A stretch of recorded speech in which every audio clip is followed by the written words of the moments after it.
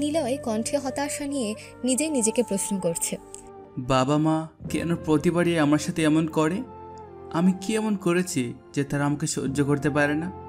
মানছি যে তারা আমার জায়গায় মেয়ে সন্তান আশা করছিল, কিন্তু আমি তো নিজের ইচ্ছে দুনিয়ায় আসেনি, আল্লাহ আমাকে পাঠিয়েছেন। তাহলে কেন তারা আমাকে অবহেলা করে?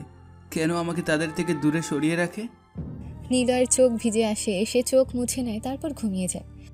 সবাই তো এখন ঘুমাচ্ছে, তাহলে চলুন পরিচয় পর্বটা সেরে নিই।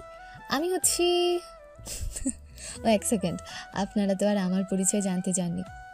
আমার পরিচয় তো সবাই জানেন। সরি। আমাদের আজকে নায়ক হচ্ছে নিলয় আহমেদ। আহমেদ পরিবারের ছোট ছেলে, এবার অনার্স প্রথম বর্ষে পড়ছে। তার বাবা শহরের একজন নামী ব্যবসায়ী। নিলয়রা দুই ভাই এক বোন, ভাই বোন দুজনেই নিলয়ের বড়। বড় ভাই নাদিমের বিয়ে হয়েছে 2 বছর হলো। তাদের ঘরে মিষ্টি একটা মেয়ে হয়েছে। নাদিম এখন তার বাবার সাথেই ব্যবসা দেখে, আর নিলয়ের বড় বোন নাইমা অনার্স ফাইনাল ইয়ারে পড়ছে। নীরব ছোটবেলা থেকে তার পরিবারের কাছে অবহেলিত একজন। কারণটা তো নিলয়ের মুখে শুনলেনি। তাছাড়া আরেকটা কারণ আছে, সেটা গল্পের সাথে থাকলে জানতে পারবে। আর আরেকটা কথা, এই বাড়িতে সবার কাছে নিলয় অবহেলিত হলেও তার ভাবি তাকে অনেক ভালোবাসে এবং নিজের ভাইয়ের মতোই দেখে। আপাতত এটুকুই থাক, এখন চলুন গল্পে ফিরি। রাত তখন 1টা। আহমেদ বাড়ির সবাই তখন গভীর ঘুমে অচেতন। তখনই নিলয়ের ফোনে একেবারে সূক্ষ্ম আওয়াজের একটা অ্যালার্ম বেজে ওঠে। নিলয় সঙ্গে সঙ্গে অ্যালার্ম বন্ধ করে উঠে বসে। তার চোখের ঘুম যেন একটা অ্যালার্মেই উধাও হয়ে গেছে। নিলয় উঠে দাঁড়ায়, তারপর তার ড্রেস চেঞ্জ করে একটা কালো জ্যাকেট, কালো প্যান্ট, কালো শু, কালো মাস্ক, কালো চশমা পরে নেয়। এখন আর এটা পরিবারের অবহেলিত সে বোকা ও খ্যাত নিলয় নয়। এখন এটা হচ্ছে শহরের বা দেশের জন্য কর্মরত একজন উচ্চপদস্থ কর্মকর্তা, যার আন্ডারে একটা দেশের সকল বাহিনী মাথা নত করতে হবে, যে একাই একটা দেশ পরিচালনা করার মতন ক্ষমতা রাখে। নিলয়ের বর্তমান লুকে তাকে দেখে যেন কেউ চিনতেই পারবে না এটা কে। নিলয় তার আলমারির ড্রয়ার থেকে একটা আইডি কার্ড নিয়ে জানালার পাশে পাইপ বেয়ে বাড়ি থেকে বেরোয়। তারপর বাড়ির দেয়াল টপকে বেরিয়ে যায়, কারণ গেটে দারোয়ান আছে। নিলয় বাড়ির এরিয়া পেরিয়ে একটু সামনে যেতেই দেখে একটা ব্ল্যাক ফেরারি গাড়ি দাঁড়িয়ে আছে। নিলয় কাছে যেতে গাড়িতে থাকা লোকটা গাড়ি থেকে নেমে সম্মানের সাথে মাথা নত করে নিলয়ের দিকে গাড়ির চাবি এগিয়ে দেয়।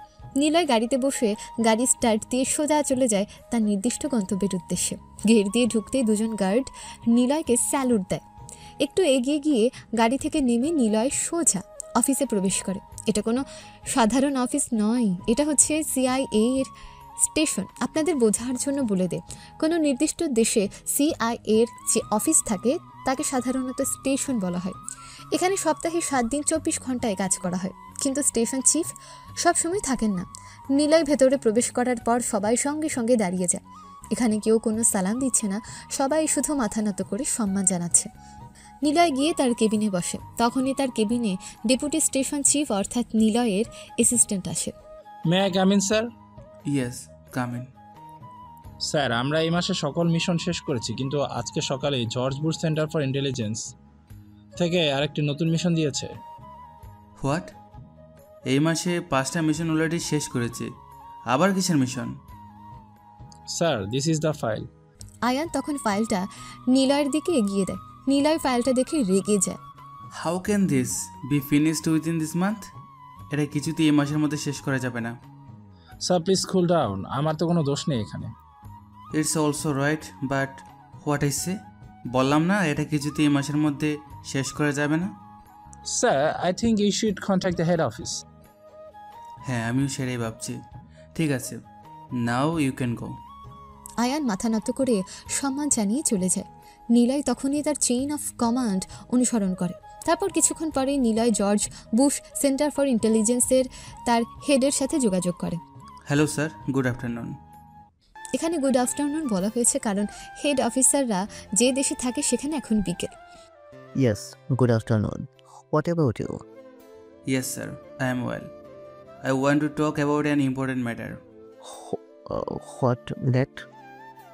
Sir, I have already completed 5 missions on this month, but today at morning I got another mission from head office which is big from another missions, and I want to say that I can't complete this mission within this month. Okay, since you can do it, It probably is a bit big of a tax. Alright, then I will give you until the first week of next month. Thank you very much, sir. I hope to finish the work within the stipulated time. Niloy call কেটে দেয়। আপনারা যারা তাদের কথাগুলো ঠিক করে বুঝতে পারেনি তারা শুনুন। নিলয় হেড অফিসারকে জানিয়েছিল যে সে এই মাসে 5টা মিশন শেষ করেছে, কিন্তু তারপরেও আজকে সকালে হেড অফিস থেকে তাকে আরেকটা মিশন দেওয়া হয়, যেটা অন্য মিশনগুলোর চেয়ে বড়, আর সেটা নিলয় এই মাসের মধ্যে শেষ করতে পারবে না। হেড অফিসার তখন নিলয়কে পরের মাসের প্রথম সপ্তাহ পর্যন্ত সময় দেয়। নিলয় ধন্যবাদ জানিয়ে কল কেটে দেয়। নিলয় তখন পুরো ফাইলের সকল কাজকে 3 ভাগ করে নেয়, তারপর শিডিউল রেডি করে আয়ানকে ডাক দেয়। Yes sir. Look at this. এখানের এই প্রথম অংশটি সাইবার টিমকে দেবে। তারা 4 দিনের মধ্যে কাজটি শেষ করবে। তারপর দ্বিতীয় ভাগে তোমরা সাইবার টিমের কাজগুলো নিয়ে রিসার্চ করে ফাইনাল কাজের শিডিউল রেডি করবে এবং যাবতীয় সব কিছু রেডি রাখবে। তারপর তৃতীয় ভাগ অর্থাৎ ফাইনাল কাজের দিনই মিশনটি হবে। আমি নিজেই মিশনটি পরিচালনা করব। Okay, clear? Yes sir, all clear. Okay, now I need to go. Bye, see you next time. Okay sir, আল্লাহ হাফেজ, take care of yourself. Niloy বেরিয়ে পড়ে। তারপর আবার যেখান থেকে গাড়ি উঠেছিল সেখানে এসে গাড়ি থামায়। সেই লোকটা সেখানেই ছিল। নিলয় তখন চাবি এগিয়ে দিলে লোকটা মাথা নত করে চাবি নেয়। তারপর সে আগের মতন সব কিছু করে নিলয় এখন তার রুমে। তারপর সে তার ড্রেস চেঞ্জ করে ঘুমিয়ে পড়ে। আবার সে একই স্বপ্ন, সে অবহেলা, সে উপেক্ষা, এজন্য শেষ হওয়ার নয়। আমার কি পরিবারে সত্যি কোনো স্থান আছে, নাকি আমি শুধু একটা অবাঞ্ছিত বোঝা? সকালে ঘুম ভাঙতে নিলয়ের চোখে মুখে একরাশ গভীর ক্লান্তি। রাতের সিআইএর স্টেশন চিফ নিলয়, আর দিনের বেলা পরিবারের কাছে বোকা ও খ্যাত ছোট ছেলে নিলয়, এই 2 সত্তার মাঝে এক অদৃশ্য অথচ কঠিন দেয়াল। বাইরের আলো ফুটতেই ভেতরের অন্ধকারটা যেন আরও প্রকট হয়ে ওঠে। মা বাবার অবজ্ঞা, বড় ভাই বোনের শীতল আচরণ, সব কিছুই তাকে ভেতরে ভেতরে কুড়ে কুড়ে খায়। শুধুমাত্র তার ভাবি রীতা, তিনি একমাত্র মানুষ যিনি নিলয়কে মন থেকে ভালোবাসেন এবং নিজের ছোট ভাইয়ের মতো আগলে রাখেন। নিলয় বিছানা ছেড়ে ওঠে, আয়নার সামনে দাঁড়িয়ে নিজের প্রতিচ্ছবি দেখে। এই মুখটা কি সত্যিই পরিবারের চোখে এত তুচ্ছ, নাকি এর আড়ালে লুকিয়ে আছে এক অদম্য শক্তি যা বাইরের কেউ জানে না? এক দীর্ঘশ্বাস ফেলে সে প্রস্তুত হতে থাকে। আজ সকালের নাস্তাটা হয়তো নীরবে কাটবে, যেমনটা প্রতিদিনই কাটে। ডাইনিং রুমে গিয়ে দেখে সবাই উপস্থিত, বাবা, মা, ভাই, ভাবি, বোন, নাইমা। বাবা খবরের কাগজ পড়ছেন, মা চা বানাচ্ছেন। নাদিম আর রীতা তাদের ছোট্ট মেয়ে টিয়ার সাথে খেলছেন। নাইমা নিজের ফোন নিয়ে ব্যস্ত। নিলয় ধীরে ধীরে একটা চেয়ার টেনে বসে। কেউ তার দিকে ফিরেও তাকায় না, যেন সে তাদের জন্য এক অদৃশ্য মূর্তি, যার অস্তিত্ব তাদের কাছে অর্থহীন। এতক্ষণ কোথায় ছিলি? সবার তো খাওয়া হয়ে যাচ্ছে, তোর জন্য কি আর বসে থাকবো নাকি? নিজের খাবার নিজের মতো দেখে নিস। আমরা তো আর সারাক্ষণ তোর পিছনে লেগে থাকতে পারি না। এমনিতে একটা বোঝা হয়ে আছিস, তার উপরে এই নবাবি। তোর পেছনে আর কত খরচ করবো আমরা? মনে হচ্ছে একটা অনাথ নিয়ে এসেছি। ঘুম থেকে উঠতে একটু দেরি হয়ে গেল মা। এই ছেলেটা তোকে দিয়ে কিচ্ছু হবে না, একটা অকর্মা। দেখ নাদিম কত ভোরে উঠে বাবার সাথে ব্যবসায় লেগে পড়ে, আর তুই একটা অচল পয়সার মতো ঘরের কোণে পড়ে থাকিস। তোকে দিয়ে কি হবে? শুধু খাওয়া আর ঘুম ছাড়া তো আর কিছু জানিস না। তোর মতো অপদার্থকে জন্ম দিয়েছি বলে আজ এই অবস্থা মনে হয়। একটা ভুল সন্তান জন্মেছিল। বাবা, ওর কথা বাদ দাও, ওর দ্বারা কিচ্ছু হবে না। ছোটবেলা থেকেই তো দেখছি একটা আস্ত ক্ষেত, একটা অপয়া। ওর মতো কেউ এই পরিবারে ফিট করে না। ও তো সমাজের চোখেও একটা হাসির পাত্র। ওর দিকে তাকালে আমার মেজাজ খারাপ হয়ে যায়, যেন বিষটা দেখছি। ঠিকই বলেছিস নাইমা, ওকে নিয়ে কথা বলা মানে সময় নষ্ট। নিলয় তাদের কথার কোনো জবাব দেয় না, মাথা নিচু করে বসে থাকে। তার হৃদয়ের গভীর ক্ষতটা যেন আরও গভীরে চলে যায়। রীতা পাশ থেকে আর চোখে নিলয়ের দিকে তাকান। তার চোখে একরাশ গভীর অনুভূতি। তিনি এগিয়ে এসে নিলয়ের প্লেটে পরোটা আর ডিম দেন। খা নিলয়, গরম গরম আছে। নিলয় কৃতজ্ঞ চোখে ভাবির দিকে তাকায়। এই একটা মানুষই যেন তার জীবনের এক ফালি আলো, এই অন্ধকার বাড়ির একমাত্র আশ্রয়। তার ভেতরের কষ্টটা কেবল এই মানুষটাই বোঝেন। নাস্তা শেষ করে নিলয় নিজের রুমে ফিরে আসে, ল্যাপটপ খুলে বসে। বিশ্ববিদ্যালয়ে তার এখন অনলাইন ক্লাস চলছে। ক্লাসে মনোযোগ দেওয়ার চেষ্টা করে, কিন্তু মনটা অস্থির। গত রাতের CIA এর নতুন মিশনটা তার মাথায় ঘুরছে। সাইবার টিমকে 4 দিনের মধ্যে প্রথম অংশ শেষ করতে হবে। এই চিন্তায় তাকে অস্থির করে তোলে। সে জানি মিশনের গুরুত্ব কতখানি। ঠিক তখনই ফোন বেজে ওঠে। আয়ান কল করেছে। Hello Ayaan. Sir good morning. Cyber team কাজ শুরু করে দিয়েছে। তারা জানিয়েছে প্রথম অংশটি 3 দিনের মধ্যেই শেষ করতে পারবে। Wow, only 3 days. তাদের বলো কাজটা যেন ত্রুটিমুক্ত হয়। আমি কোনো ভুল চাই না। Okay sir, I will handle all. Good, আমাকে প্রতি মুহূর্তে আপডেট দিও। অবশ্যই স্যার। ফোন রেখে নিলয় হাসে। এই তো তার নিজের পৃথিবী, যেখানে তার মেধা, তার ক্ষমতাকে সম্মান জানানো হয়। এখানে সে অবহেলিত নয়, বরং অপরিহার্য। এই উপলব্ধি তাকে এক অদ্ভুত শক্তি যোগায়। বিকেল গড়িয়ে সন্ধ্যা নামে। নিলয় বিশ্ববিদ্যালয়ে তার বন্ধু সাকিবের সাথে দেখা করতে যায়। সাকিব তার একমাত্র ঘনিষ্ঠ বন্ধু, যার সাথে সে নিজের সব কথা শেয়ার করতে পারে। যদিও CIA এর বিষয়গুলো সে গোপনে রাখে। কিরে নিলয়, আজ এত মনমরা কেন? বাড়িতে আবার কিছু হয়েছে নাকি? চেহারাটা দেখে মনে হচ্ছে পৃথিবীর সব বোঝা তোর কাঁধে। আর বলিস না, সে একই ব্যাপার। মনে হয় এই বাড়িতে আমার কোনো মূল্য নেই। জন্ম নেওয়াটাই যেন আমার অপরাধ ছিল। ওরা তো সরাসরি বলে আমি একটা আবর্জনা, একটা কলঙ্ক।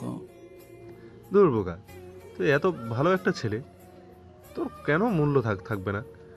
ওরা তোর কদর বোঝে না, এটাই সমস্যা।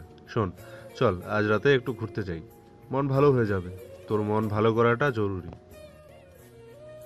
আসলে আজ রাতে একটু ব্যস্ত আছি, অন্য একদিন যাই, কি বলিস? তোর আবার কিসের ব্যস্ততা রে বোকা? পড়াশোনা আর ঘুম ছাড়া তো তোর কোনো কাজ নেই। সারাদিন তো ঘরেই বসে থাকিস, নাকি কোনো মেয়ের পেছনে ঘুরছিস? তোকে আবার কে পাত্তা দেবে? তোকে দেখে তো মেয়েরা 100 হাত দূরে পালাবে। তোর মতো ছেলেকে কে দেখবে? নিলয় হাসে।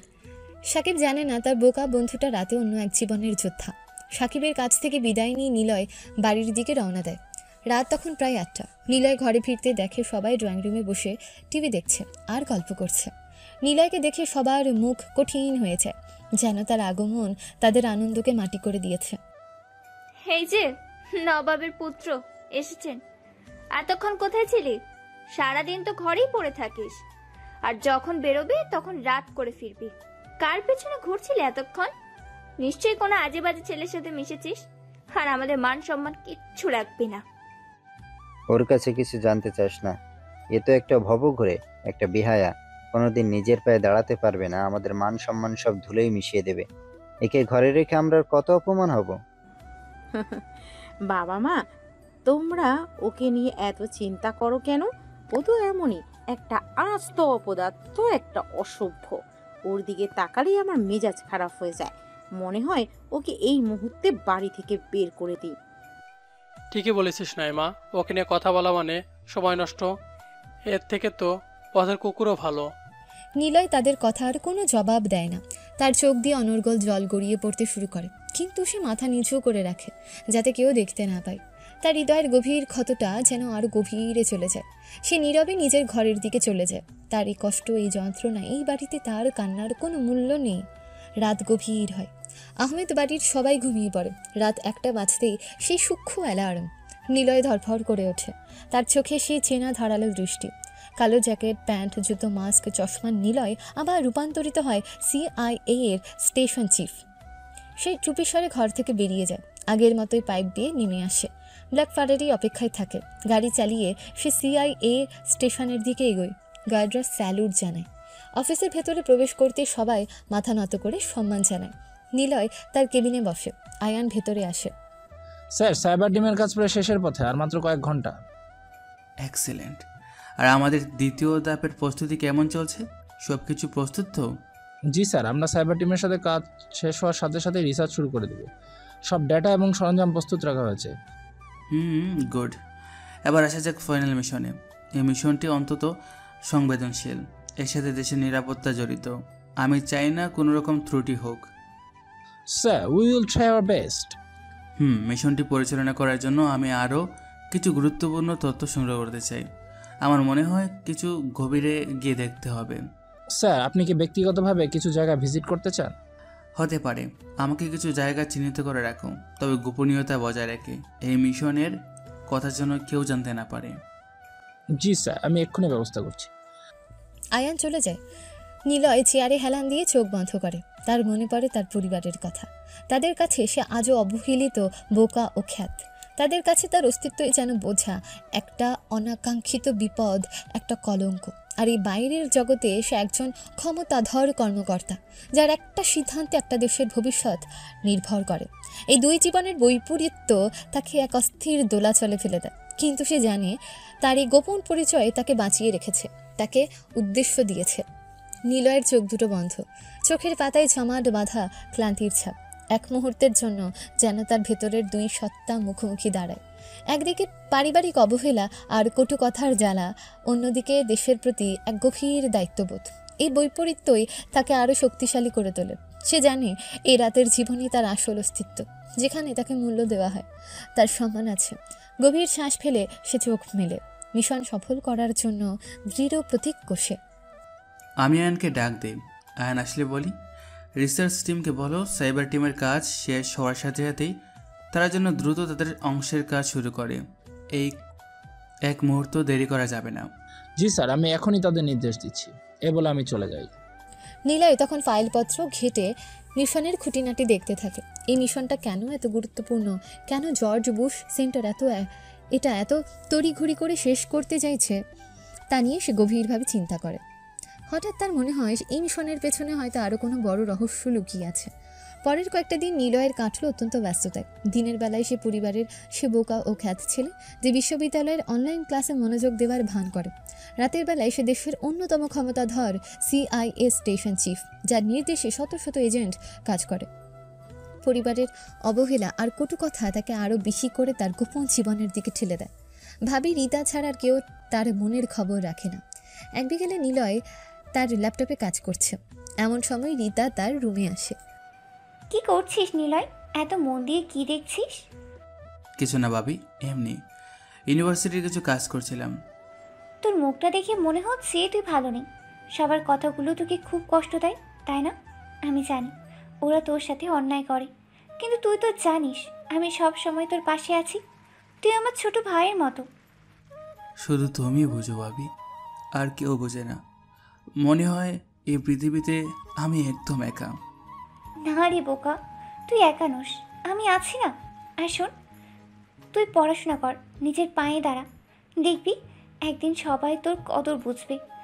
যারা আজ তোকে অবহেলা করছে তারাই একদিন তোর সম্মান করবে। রিতার কথাগুলো নিলয়ের মনে কিছুটা শান্তি এনে দেয়।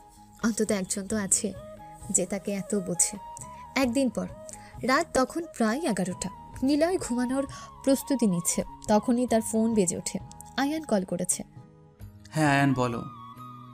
স্যার, সাইবার টিমের কাজ সম্পূর্ণ শেষ এবং তাদের দেওয়া ডেটা বিশ্লেষণ করে আমাদের রিসার্চ টিম দ্বিতীয় ধাপের কাজও শেষ করেছে। ফাইনাল মিশনের জন্য সব তথ্য প্রস্তুত স্যার। আপনি যখন চাইবেন আমরা শুরু করতে প্রস্তুত। Wow, great news. সব কিছু দুবার করে পরীক্ষা করে নাও, কোনো ত্রুটি যেন না থাকে। কাল সকালে আমাকে সব কিছু বুঝিয়ে দেবে। আগামীকালই ফাইনাল মিশন পরিচালনা করতে হবে। জি স্যার, সব কিছু প্রস্তুত থাকবে। ফোন রেখে নিলয় কিছুক্ষণ চুপ করে বসে থাকে। আগামীকাল ফাইনাল মিশন, এই মিশনটাই তার ক্ষমতার আসল পরীক্ষা। সে জানে মিশনের সাফল্যের উপর তার ভবিষ্যৎ অনেকাংশে নির্ভর করছে। পরের দিন সকালে অন্যান্য দিনের মতোই ডাইনিং টেবিলের দৃশ্য। নিলয় চুপচাপ বসে আছে। বাবা, মা, নাদিম, নাইমার কটু কথা আজও তার কানে প্রবেশ করে, কিন্তু আজ নিলয় সেগুলো কানে তোলে না। তার মন সম্পূর্ণরূপে আগামীকালের মিশনের দিকে নিবদ্ধ। নাস্তা শেষ করে সে নিজে রুমে চলে যায়। অনলাইন ক্লাসে যুক্ত হয় ঠিকই, কিন্তু তার মনোযোগ সম্পূর্ণরূপে ফাইলপত্রের দিকে। দুপুরের দিকে আয়ান একটা এনক্রিপ্টেড ভিডিও কল করে। স্যার, সব কিছু প্রস্তুত। আমি আপনার জন্য অফিসের একটি সুরক্ষিত রুমে অপেক্ষা করছি। ঠিক আছে, আমি আসছি। নিলয় সাকিবের সাথে দেখা করার অজুহাতে বাড়ি থেকে বের হয়। সাকিবকে ফোন করে বলে যে সে আজ ব্যস্ত, অন্য একদিন দেখা করবে। দ্রুত সে তার গোপন গাড়িতে চড়ে CIA স্টেশনের দিকে রওনা দেয়। স্টেশনে পৌঁছে নিলয় সরাসরি সুরক্ষিত রুমে যায়। সেখানে আয়ান এবং রিসার্চ টিমের প্রধান অপেক্ষা করছে। স্যার আসুন, আমরা সব কিছু বুঝিয়ে দিচ্ছি। রিসার্চ টিমের প্রধান নিলয়কে একটা বিস্তারিত ব্রিফিং দেয়। মিশনের লক্ষ্য, সম্ভাব্য ঝুঁকি, প্রয়োজনীয় সরঞ্জাম এবং বিকল্প পরিকল্পনা সবকিছু পুঙ্খানুপুঙ্খভাবে ব্যাখ্যা করা হয়। নিলয় মন দিয়ে সব শুনে, প্রয়োজনে প্রশ্ন করে এবং নিজের কিছু মতামত দেয়। এই মিশনটি অত্যন্ত ঝুঁকিপূর্ণ। প্রতিটা পদক্ষেপ সতর্ক থাকতে হবে। আমি চাই না আমার টিমের কোনো সদস্যের জীবন বিপন্ন হোক। সুরক্ষার দিকটা যেন সর্বোচ্চ অগ্রাধিকার পায়। জি স্যার, আমরা সব ব্যবস্থা নিয়েছি। মিশনের প্রতিটি পদক্ষেপ অত্যন্ত সুরক্ষিত এবং পরিকল্পনা অনুযায়ী সম্পন্ন হবে। আয়ান, তুমি আমার সাথে থাকবে আর বাকি টিমকে প্রস্তুত থাকতে বলো। আগামীকাল রাত 1টা মিশন শুরু হবে। জি স্যার। মিশনের রাত। আহমেদ বাড়ির সবাই গভীর ঘুমে আচ্ছন্ন। ঘড়ির কাঁটা রাত 1টা ছুঁতেই নিলয়ের সেই পরিচিত অ্যালার্ম বেজে ওঠে। সে দ্রুত উঠে পোশাক পরিবর্তন করে। আজ তার পোশাকে কিছুটা ভিন্নতা আছে। কালো জ্যাকেট, কালো প্যান্ট, কালো শু, কালো মাস্ক এবং একটা বুলেট প্রুফ ভেস্ট। তার হাতে একটা এনক্রিপ্টেড যোগাযোগের ডিভাইস। নীরবে সে ঘর থেকে বেরিয়ে আসে। দেয়াল টপকে বাড়ির সীমানা পেরিয়ে যায়। ব্ল্যাক ফারারি অপেক্ষায় আছে। নিলয় গাড়িতে ওঠে এবং দ্রুত গতিতে সিআইএ স্টেশনের দিকে যায়। স্টেশনে প্রবেশ করতে সবাই তাকে স্যালুট জানায়। নিলয় সোজা কন্ট্রোল রুমে প্রবেশ করে। সেখানে আয়ান এবং বাকি টিম সদস্যরা প্রস্তুত হয়ে অপেক্ষা করছে। মনিটরে মিশনের লক্ষ্যবস্তুর ছবি ভেসে উঠছে। এটা একটা আন্তর্জাতিক সন্ত্রাসী গোষ্ঠীর গোপন আস্তানা, যারা দেশের নিরাপত্তা হুমকিতে ফেলছে। নিলয় কন্ট্রোল রুমে প্রবেশ করে। সবাই প্রস্তুত তো? মনে রাখবে, এই মিশন আমাদের দেশের নিরাপত্তার জন্য অত্যন্ত জরুরি। কোনো ভুল নয়, কোনো দয়া নয়। আমরা শুধু দেশকে রক্ষা করতে এসেছি। জি স্যার, আমরা প্রস্তুত। নিলয় মনিটরের দিকে তাকায়। টার্গেট লোকেশন স্ক্রিনে বড় হয়ে ওঠে। সেখানে একটা স্যাটেলাইট ইমেজ দেখা যাচ্ছে, যেখানে একটা পরিত্যক্ত গুদাম ঘরের চিত্র স্পষ্ট। নিলয় জানে এই গুদাম ঘরের আড়ালে অনেক অন্ধকার রহস্য লুকিয়ে আছে। নিলয়ের নির্দেশ পাওয়ার পর মিশনের প্রথম ধাপ শুরু হয়। কন্ট্রোল রুমে পিন পতন, নীরবতা, শুধুমাত্র কিবোর্ডের ক্লিক আর মনিটরের হালকা আলো। একটা স্পেশাল ফোর্সের দল, যারা নিলয়ের অধীনে কাজ করে, তাদের লক্ষ্যবস্তুর দিকে নিঃশব্দে এগোতে থাকে।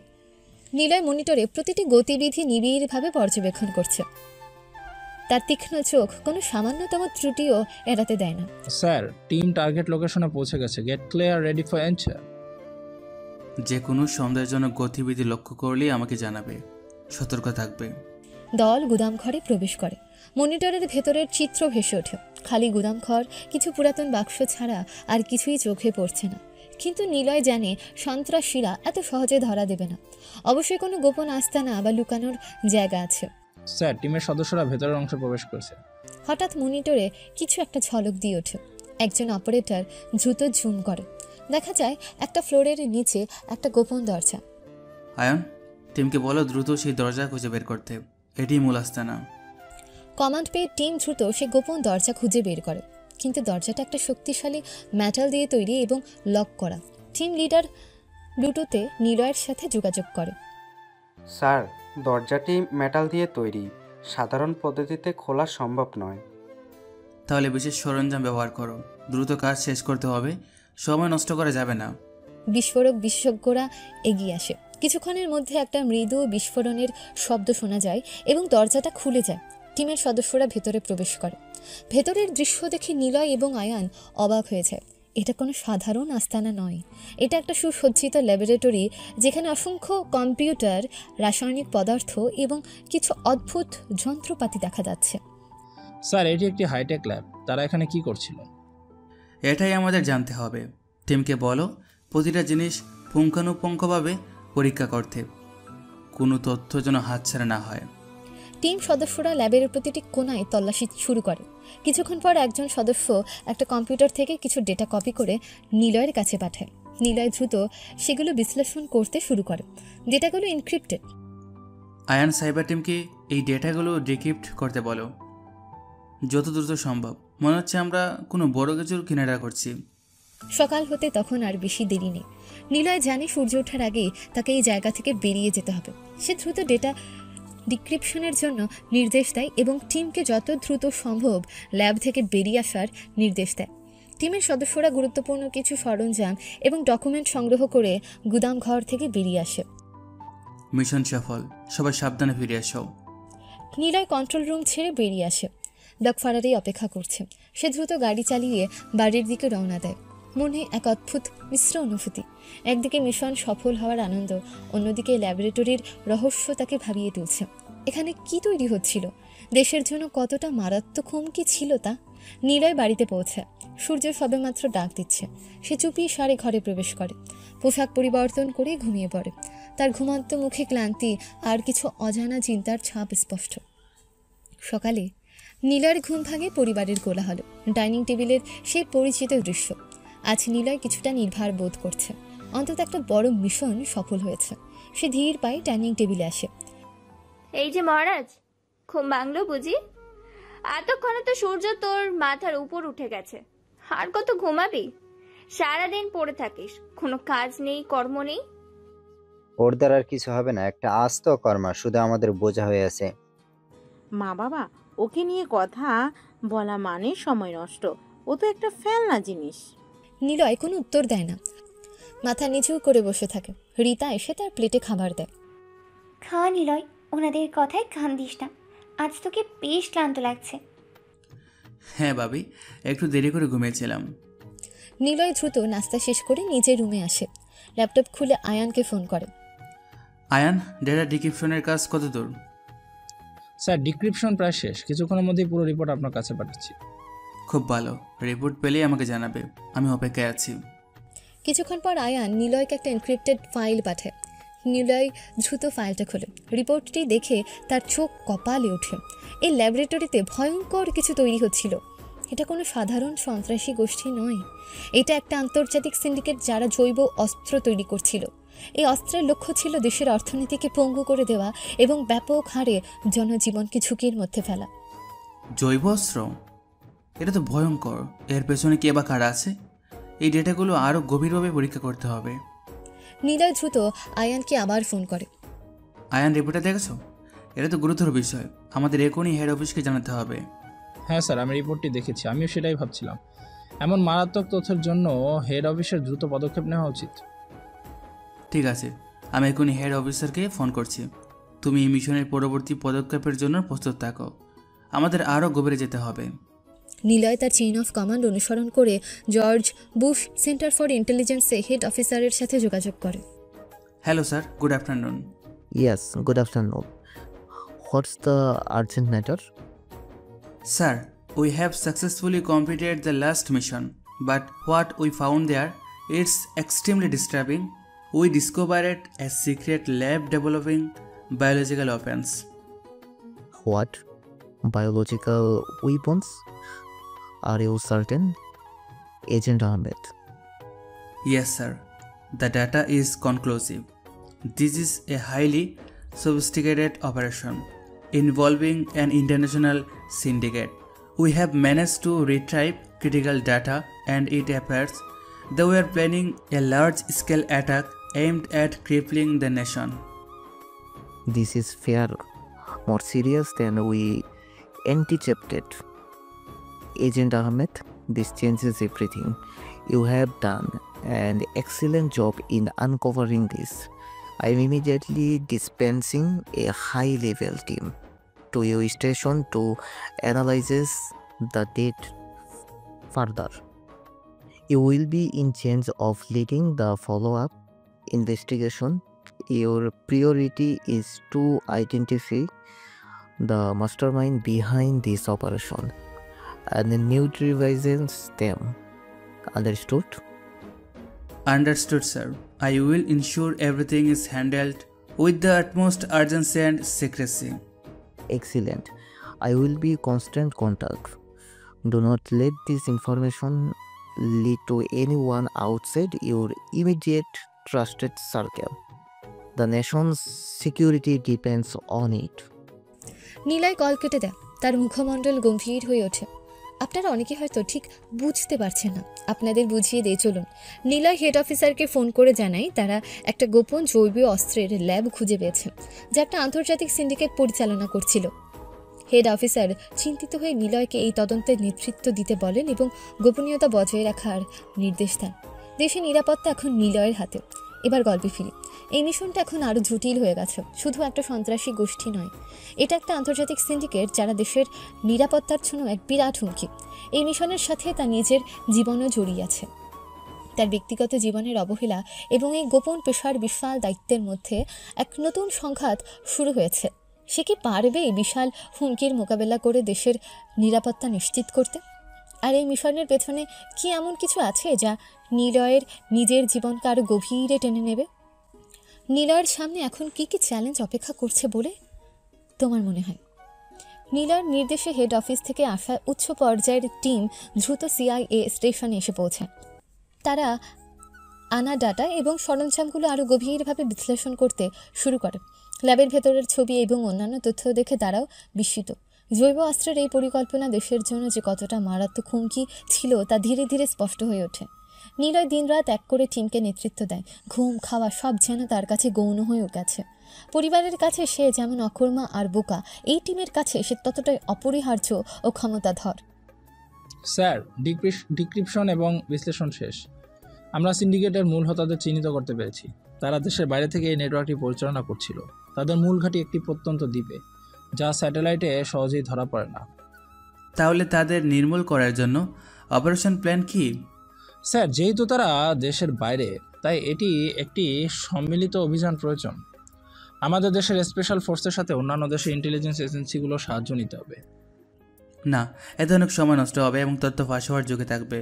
আমি চাই না এই তথ্য আন্তর্জাতিক মহলে ছড়িয়ে পড়ুক। এটা শুধুমাত্র আমাদের দেশের নিরাপত্তা নয়, এটা একটি ব্যক্তিগত জেদেরও বিষয়। আমি নিজে এই অপারেশন পরিচালনা করব। কিন্তু স্যার, এটা অত্যন্ত ঝুঁকিপূর্ণ। আপনি একা যাবেন? না, একা নয়, আমাদের স্পেশাল ফোর্সের একটি ছোট টিমকে সাথে নিয়ে যাব। অপারেশনটি হবে অত্যন্ত দ্রুত এবং গোপন। কোনো বড় সামরিক অভিযান নয়, একটি সার্জিক্যাল স্ট্রাইক আমাদের লক্ষ্য। মূল হোতাদের আটক করা এবং তাদের সব অস্ত্র ও ডেটা ধ্বংস করা। আয়ান বুঝতে পারে নিলয় কতটা দৃঢ় প্রতিজ্ঞ। সে আর কোনো প্রশ্ন করে না। দ্রুত অভিযানের প্রস্তুতি শুরু হয়েছে। সেরা স্পেশাল ফোর্সের সদস্যদের নিয়ে একটা ছোট দল গঠন করা হয়। প্রয়োজনীয় অস্ত্রশস্ত্র, যোগাযোগের সরঞ্জাম এবং অত্যাধুনিক গ্যাজেট প্রস্তুত করা হয়। অভিযানের রাত তখন 2টা। আহমেদ বাড়ি গভীর ঘুমে আচ্ছন্ন। নিলয় চুপি সারে বেরিয়ে আসে। আজকে রাত তার জীবনের অন্যতম গুরুত্বপূর্ণ রাত। সে জানে এই অভিযানের সফলতায় দেশের নিরাপত্তা নিশ্চিত করবে। ডাক ফারারি অপেক্ষা করছে।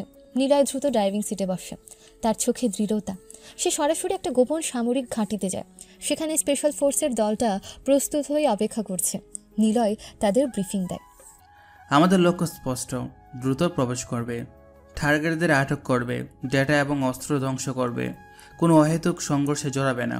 আমাদের প্রতিটি পদক্ষেপ হবে নিখুঁত এবং নীরব। দেশের নিরাপত্তা আমাদের হাতে।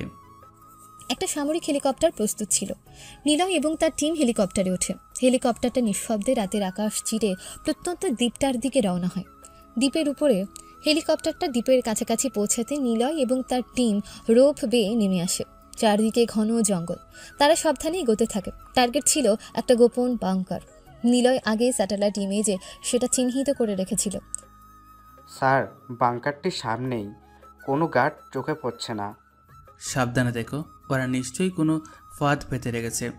তারা বাংকারের কাছাকাছি পৌঁছাতে হঠাৎ করে বাংকারের ভেতর থেকে কয়েকজন গার্ড বেরিয়ে আসে। তারা আধুনিক অস্ত্রে সজ্জিত। কে ওখানে? নিলয় কোনো দেরি না করে তার অস্ত্র বের করে। স্পেশাল ফোর্সের টিমও প্রস্তুত ছিল। দ্রুত ফায়ার এক্সচেঞ্জ শুরু হয়েছে। এটা ছিল এক মরণপণ লড়াই। গার্ডরা অত্যন্ত প্রশিক্ষণ প্রাপ্ত ছিল, কিন্তু নিলয়ের টিম তাদের চেয়েও বেশি দক্ষ। নিলয় অত্যন্ত ক্ষিপ্রতার সাথে লড়াই করে। সে শুধু একজন স্টেশন চিফ নয়, একজন অত্যন্ত দক্ষ যোদ্ধা। তার প্রতিটি শটে ছিল নির্ভুল। কিছুক্ষণের মধ্যে সব গার্ডকে নিষ্ক্রিয় করা হয়। টিম বাংকারে প্রবেশ করো, আমি ভেতরে যাচ্ছি। নিলয় এবং তার টিম বাংকারের গোপন প্রবেশপথ খুঁজে বের করে। ভেতরে প্রবেশ করতেই তারা দেখতে পায় একটা বিশাল কন্ট্রোল রুম। কয়েকজন লোক কম্পিউটার নিয়ে ব্যস্ত। তারা এই সিন্ডিকেটের মূল হোতা। হাত উপরে তোলো, তোমরা ঘেরা। হোতারা অবাক হয়েছে। তারা ভাবতেও পারেনি এভাবে তাদের গোপন আস্তানায় কেউ পৌঁছাতে পারবে। একজন হোতা দ্রুত একটা বোতাম টিপে কিছু ডেটা মুছে ফেলার চেষ্টা করে। আটক করো তাদের, ডেটা যেন মুছে না যায়। টিমের সদস্যরা দ্রুত হোতাদের আটক করে। নিলয় নিজেও একটা কম্পিউটার থেকে শেষ মুহূর্তে ডেটাগুলো উদ্ধার করে। তারপর সে একটা বিশেষ ডিভাইস ব্যবহার করে ল্যাবের সমস্ত ডেটা এবং জৈব অস্ত্রের উপাদান ধ্বংস করে দেয়। বাংকার থেকে ধোঁয়া বের হতে থাকে। মিশন ফার্স্ট, আমরা তাদের আটক করেছি এবং তাদের পরিকল্পনা ধ্বংস করেছি। দ্রুত এখান থেকে বেরিয়ে এসো। নিলয় এবং তার টিম আটককৃত হোতাদের নিয়ে দ্রুত বাংকার থেকে বেরিয়ে আসে। হেলিকপ্টার অপেক্ষা করছিল। তারা হেলিকপ্টারে উঠে এবং দ্রুত সেখান থেকে প্রস্থান করে। CIA station. নিলয় এবং তার টিম স্টেশনে ফিরে আসে। আটককৃত হোতাদের দ্রুত জিজ্ঞাসাবাদের জন্য নিয়ে যাওয়া হয়। নিলয়ের মুখে ক্লান্তির ছাপ থাকলেও চোখে সফলতার দীপ্তি। দেশের জন্য সে একটা বিরাট বিপদ থেকে রক্ষা করেছে। স্যার, আপনি সফল। এটা একটা ঐতিহাসিক মিশন। হ্যাঁ আয়ান, কিন্তু এখন অনেক কাজ বাকি। এই সিন্ডিকেটের বাকি নেটওয়ার্ক খুঁজে বের করতে হবে। নিলয় তার কেবিনে প্রবেশ করে, চেয়ারে হেলান দিয়ে চোখ বন্ধ করে। তার মনে পড়ে পরিবারের কথা। আজ সকালে হয়তো তারা তাকে আবারও অকর্মা বলবে, কিন্তু তারা জানে না তাদের অবহেলিত ছেলেটি আজ দেশকে এক ভয়াবহ বিপদ থেকে বাঁচিয়েছে। এই গোপন জীবনে তার আসল পরিচয়, তার আসল শক্তি। সকাল হতে আর বেশি দেরি নেই। নিলয় জানে তাকে আবার সে বোকা ও খ্যাত নিলয় সেজে পরিবারের সামনে যেতে হবে। কিন্তু আজ তার মনে এক নতুন দৃঢ়তা। সে প্রমাণ করেছে সে শুধু একজন বোকা নয়, সে একজন হিরো, একজন রিয়েল হিরো, যার মেধা আর সাহস দেশকে রক্ষা করতে পারে। এই মিশনের পর নিলয়ের জীবনকে আরও পরিবর্তন হবে। তার গোপন পরিচয় কি কখনো প্রকাশ পাবে? ভোর হয়ে আসছে। নিলয় বিধ্বস্ত শরীরে আহমেদ বাড়ির ড্রয়িং রুমে প্রবেশ করে। মুখে ক্লান্তির ছাপ স্পষ্ট, চোখে রাত জাগা রুক্তি। সে কোনো মতে নিজের রুমে পৌঁছানোর আগেই মা বাবার তীক্ষ্ণ কণ্ঠস্বর তার কানে আসে। তারা ড্রয়িং রুমেই বসা, যেন নিলয়ের জন্য অপেক্ষা করছিল। কোথায় ছিলি এত রাত পর্যন্ত? আবার কোনো আজেবাজে কাজ করেছিস? আমরা তোকে নিয়ে আর পারি না। আমাদের মান সম্মান সব ধুলোয় মিশিয়ে দিলি। আর কত মরে যাওয়া ভালো ছিল এর থেকে। সারাদিন ঘরে পড়ে থাকিস, আর যখন বেরোবি তখন রাত করে ফিরবি। একটা অকর্ম, একটা অপদার্থ। তোকে জন্ম দিয়ে আমরা শুধু কষ্টই পেলাম। তুই একটা অভিশাপ আমাদের জীবনে, তুই একটা কালো দাগ। বাবা মা, তোমরা ওকে নিয়ে এত চিন্তা করো কেন? ও তো একটা জঞ্জাল। ওর মতো অপয়াকে কেন যে এই বাড়িতে রেখেছো? ঠিকই বলেছিস নাইমা, ওর থেকে পথের কুকুরও ভালো, অন্তত উপকারে আসে। কথাগুলো নিলয়ের বুকে গিয়ে বিঁধে। দেশের জন্য এত বড় একটা কাজ করে এসেও তাকে শুনতে হচ্ছে এই নির্মম কথাগুলো। তার চোখে পানি চলে আসে। সে আর এক মুহূর্ত সেখানে দাঁড়াতে পারে না। মাথা নিচু করে দ্রুত নিজের রুমে চলে যায়। তার পায়ের শব্দে চাপা পড়ে তার ভেতরের কান্না। রুমে ঢুকে নিলয় সরাসরি ওয়াশরুমে চলে যায়। দরজা বন্ধ করে আয়নার সামনে দাঁড়ায়। তার ভেতরের কষ্টটা যেন বাঁধ ভাঙা জলের মতো বেরিয়ে আসতে চায়। নিলয় নিজের প্রতিচ্ছবির দিকে তাকায়, অস্পষ্টভাবে বিড়বিড় করে বলে, কেন কেন তোমরা আমার সাথে এমন করো? আমি তো নিজের ইচ্ছে এই দুনিয়ায় আসেনি। তোমরা মেয়ের সন্ধ্যা চেয়েছিলে, তার জন্য কি আমি দায়ী? আমি তো কোনো অপরাধ করিনি, শুধু তোমাদের অবহেলা পেয়ে বড় হয়েছি। প্রতি মুহূর্তে তোমাদের ঘৃণার শিকার হয়েছে। নিলয়ের চোখ দিয়ে অনর্গল জল গড়িয়ে পড়ছে। সে তার হাত দিয়ে মুখ ঢাকে। তোমরা আমাকে অকর্মা বলো, অপদার্থ বলো, কিন্তু তোমরা জানো না আমি কে। তোমরা জানো না গতকাল রাতে আমি কি করেছি। দেশের জন্য, তোমাদের সুরক্ষার জন্য আমি নিজের জীবন বাজি রেখেছিলাম। যে দেশকে তোমরা ঘৃণা করো, যে দেশকে তোমরা সম্মান করো না, সে দেশের জন্য আমি লড়াই করেছি। আর তোমরা তোমরা আমাকে অভিশাপ বলো, কালো দাগ বলো। নিলয় দেয়ালে হেলান দিয়ে বসে পড়ে, কাঁদতে থাকে। আমার কি এই পরিবারের সত্যি কোনো স্থান নেই? আমি কি শুধু একটা বোঝা? যদি আমি না থাকতাম তাহলে কি তোমরা খুশি হতে? হয়তো তাই, হয়তো আমি না থাকলে তোমরা শান্তিতে থাকতে। তার গলা রুদ্ধ হয়ে আসে। তার ভেতরের চাপা কষ্টগুলো যেন বাঁধ ভেঙে বেরিয়ে আসছে। যে মানুষটা দেশের জন্য এত বড় ঝুঁকি নিতে পারে, সে তার নিজের পরিবারের কাছে এত অসহায়। নিলয় কিছুক্ষণ সেখানে চুপচাপ বসে থাকে। তার ভেতরের কষ্টগুলো যেন তাকে শেষ করে দিতে চাইছে, কিন্তু সে জানে তাকে বাঁচতে হবে, কারণ তার কাঁধে আরও অনেক বড় দায়িত্ব। তার এই গোপন জীবনে তাকে শক্তি যোগায়। সে চোখ মুছে নিজেকে সংযত করার চেষ্টা করে। এই কাঁটা ভরা জীবন থেকে সে পালাতে পারবে না। তাকে এই বাস্তবতাকে মেনে নিতে হবে। বাইরে সে পরিবারের অবহেলিত ছেলে, আর ভেতরে সে দেশের এক অদম্য যোদ্ধা। নিলয়ের এই মানসিক অবস্থা তার ভবিষ্যতের সিদ্ধান্তগুলোতে কী প্রভাব ফেলবে বলে আপনাদের মনে হয়? ওয়াশরুম থেকে বেরিয়ে নিলয় নিজেকে কিছুটা স্বাভাবিক করার চেষ্টা করে। আয়নার সামনে দাঁড়িয়ে গভীর শ্বাস নেয়। ভেতরের ক্ষতটা দগদগে থাকলেও বাইরের আবরণটা তাকে ধরে রাখতে হবে। এই মুহূর্তে তাকে নিজেকে শক্ত করতে হবে, কারণ দেশের জন্য তার আরও অনেক কিছু করার আছে। সে জানে পরিবারের কাছে তার কোনো মূল্য নেই, কিন্তু তার গোপন জগতে সে অপরিহার্য। নিজেকে কিছুটা শান্ত করে সে রুম থেকে বের হয়। দুপুর গড়িয়ে বিকেল হয়। ইউনিভার্সিটি থেকে একটা ইমেইল আসে। আগামীকালের ক্লাসের শিডিউল পরিবর্তন হয়েছে এবং একটা নতুন সেমিনারের ঘোষণা দেওয়া হয়েছে। সেমিনারের বিষয়বস্তু দেখে নিলয়ের চোখ আটকে যায়। Cyber security in the modern world challenges and solutions. বিষয়বস্তুটা তার বর্তমান পেশার সঙ্গে সরাসরি সম্পর্কিত। নিলয় ভাবল এই সেমিনারে হয়তো নতুন কিছু শেখার সুযোগ হবে, অথবা এমন কিছু তথ্য মিলবে যা তার চলমান তদন্তে সহায়ক হতে পারে। সন্ধ্যায় নিলয় সাকিবের সাথে দেখা করতে যায়। সাকিব নিলয়ের মন খারাপ দেখে চিন্তিত। কি রে নিলয়, আজকেও এত মন মরা? বাড়িতে আবার কিছু হয়েছে নাকি? আর বলিস না, সে একই ব্যাপার। মনে হয় আমার জন্মটাই ভুল ছিল। ধুর বোকা, এত নেগেটিভ কথা বলিস না। শোন, কাল আমাদের ইউনিভার্সিটিতে একটা সেমিনার আছে সাইবার সিকিউরিটি নিয়ে। চল যাই। তোর তো কম্পিউটার আর গ্যাজেট নিয়ে আগ্রহ আছে, কাজে দেবে। হ্যাঁ, আমিও দেখছি, যাবো ভাবছিলাম। চল তাহলে কাল একসাথে যাই। এই তো চাই, তোর মন ভালো করাটা জরুরি। পরদিন সকালে নিলয় আর সাকিব ইউনিভার্সিটির অডিটোরিয়ামের দিকে রওনা হয়। অডিটোরিয়াম তখন লোকে লোকারণ্য। সাইবার সিকিউরিটির মতো গুরুত্বপূর্ণ বিষয় হওয়ায় অনেক শিক্ষার্থী এবং বাইরের বিশেষজ্ঞরা উপস্থিত হয়েছেন। নিলয় আর সাকিব পেছনের দিকে একটা ফাঁকা জায়গায় বসে। সেমিনার শুরু হয়। বেশ কয়েকজন বক্তা তাদের বক্তব্য রাখেন। নিলয় মনোযোগ দিয়ে সব কিছু শোনে, কারণ তার পেশাগত জীবনের জন্য এটা অত্যন্ত গুরুত্বপূর্ণ। কিন্তু নিলয় নতুন কিছু শুনতে পায় না, সবই তার আগের থেকে অনেক জানা আছে। ঠিক তখনই একজন নতুন বক্তাকে মঞ্চে আসার জন্য আমন্ত্রণ জানানো হয়। তার নাম ঘোষণা হতেই অডিটোরিয়ামে মৃদু গুঞ্জন শুরু হয়। আমাদের পরবর্তী বক্তা একজন তরুণী কিন্তু অত্যন্ত প্রতিভাবান সাইবার নিরাপত্তা বিশেষজ্ঞ। তিনি তার মেধা দিয়ে ইতিমধ্যেই দেশে বিদেশে সুনাম অর্জন করেছে। তিনি আমাদের আজকের সেমিনারের মূল আকর্ষণ, মিসেস আখি রহমান। নামটা শুনে নিলয় চমকে ওঠে। আখি রহমান? এই নামটা সে আগেও কোথাও শুনেছে বলে মনে হচ্ছে। মঞ্চে যখন আখি প্রবেশ করে তখন নিলয়ের চোখ স্থির হয়ে যায়। তার বয়স খুব বেশি নয়, হয়তো নিলয়ের চেয়ে 2-1 বছরের বড়। তার পরনে মার্জিত সালোয়ার কামিজ, চোখে একটা তীক্ষ্ণ বুদ্ধির ঝলক। তার ব্যক্তিত্বে এক অদ্ভুত দৃঢ়তা এবং আত্মবিশ্বাস। তার হাঁটার ভঙ্গিমাতেও এক ধরনের দৃঢ়তা স্পষ্ট। নিলয় মুগ্ধ হয়ে তাকে দেখতে থাকে।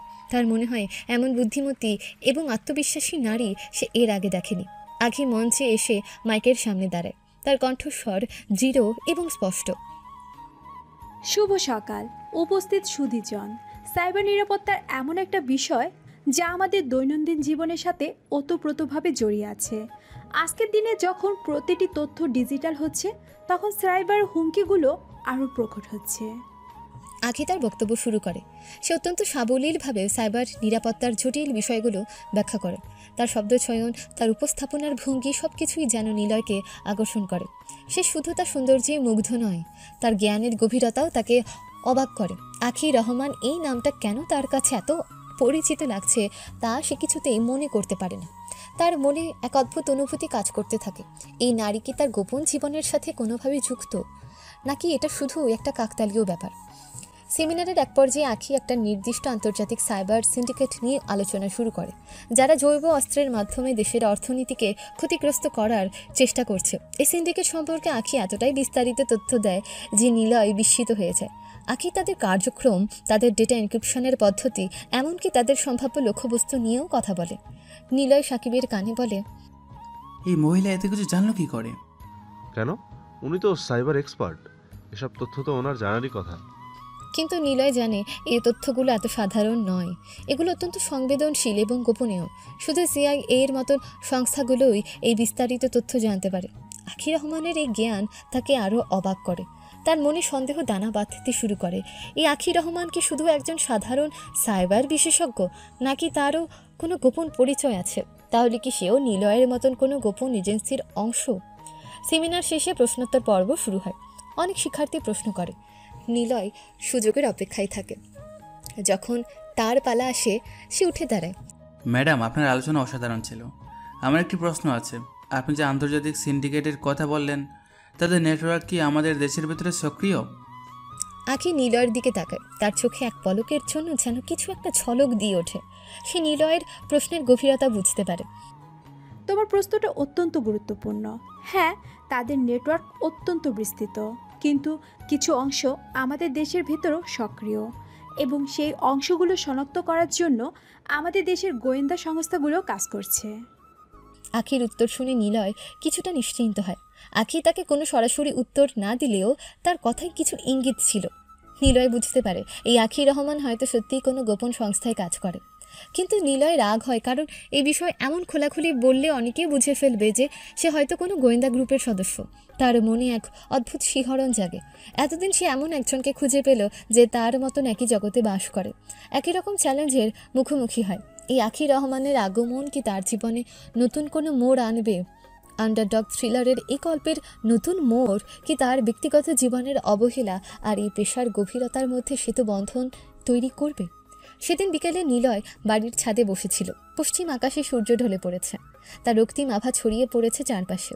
নিলয়ের মনটা কেমন যেন শান্ত কিন্তু চাপা বিষাদাচ্ছন্ন। সে নিজের দিকে তাকিয়েছিল। বাড়ির উঠোন, বাগান সবকিছু যেন তার কাছে অর্থহীন মনে হচ্ছিল। এমন সময় তার ফোন বেজে ওঠে। স্ক্রিনে ভেসে ওঠা আয়ানের নাম। Hello Ayaan. Sir, good afternoon. একটি জরুরি খবর ছিল। আমাদের সাইবার টিমের হেডকে পরিবর্তন করে নতুন একজনকে নিয়োগ দেওয়া হয়েছে। নতুন একজন হঠাৎ করে? হ্যাঁ স্যার, হেড অফিস থেকে বলা হয়েছে আপনি যেন তাকে একবার যাচাই করে নেন। তার দক্ষতা এবং আনুগত্য পরীক্ষা করা প্রয়োজন। ঠিক আছে, আমি আসছি। ফোন রেখে নিলয় ছাদ থেকে নেমে আসে। দ্রুত বাড়ির সদর দরজার দিকে পা বাড়ায়। তার পরনে তখন সাধারণ ক্যাজুয়াল পোশাক, একটা টি শার্ট আর জিন্স। সে বাড়ির বাইরে যেতেই মুখোমুখি হয় তার বাবা মা আর নাইমার। কোথায় চললি এই সন্ধ্যায়? সারাদিন তো ঘরেই পড়ে থাকিস, আর এখন আবার কোন শয়তানি করতে যাচ্ছিস? সারাদিন তো কোনো কাজ নেই, কর্ম নেই, শুধু বাইরে ঘোরাঘুরি। একটা অপদার্থ। আমাদের আর কত অপমান করবি তুই? কোথায় যাচ্ছে দেখো, নিশ্চয়ই কোনো বাজে মেয়ের পিছনে ঘুরতে। ওর দ্বারা তো ভালো কিছু হবে না। নিলয়ের চোখ ছলছল করে ওঠে। সে কিছু বলতে যাবে, ঠিক তখনই তার ভাবি রীতা সেখানে আসে। তোমরা ওকে এত কথা বলছো কেন? ওর হয়তো জরুরি কোনো কাজ আছে। যাও নিলয়, দেরি করো না। রীতার কথায় বাবা মা কিছুটা চুপ করে যান। নিলয় রীতার দিকে কৃতজ্ঞতার দৃষ্টিতে তাকিয়ে দ্রুত বাড়ি থেকে বেরিয়ে যায়। তার বুকে একরাশ কষ্ট, কিন্তু একই সাথে রীতার সামান্য সহানুভূতি তাকে কিছুটা স্বস্তি দেয়। নিলয় অফিসের দিকে রওনা হয়, কিন্তু আজ সে CIA স্টেশন চিফের পোশাকে নেই। রাস্তায় একটা ছোট দোকানে তার চোখ আটকে যায়। সে সেখানে গিয়ে একটা কালো মাস্ক কেনে, তারপর সেটা পরে নেয়। স্টেশনের গেটে পৌঁছাতে দুই গার্ড নিলয়কে আটকায়। আপনি কে? কোথায় যাচ্ছেন? আমি এখানকার স্টাফ। স্টাফ? আপনার আইডি কার্ড দেখান। নিলয় তখন তার আইডি কার্ডটা বের করে দেখায়। আইডি কার্ড দেখে গার্ডদের চোখ কপালে ওঠে। তারা সঙ্গে সঙ্গে স্যালুট দিয়ে মাথা নত করে। স্যার, দুঃখিত স্যার, আমরা আপনাকে চিনতে পারিনি। ঠিক আছে, গেট খোলো। নিলয় ভেতরে প্রবেশ করে। অফিসের ভেতরেও একই অবস্থা।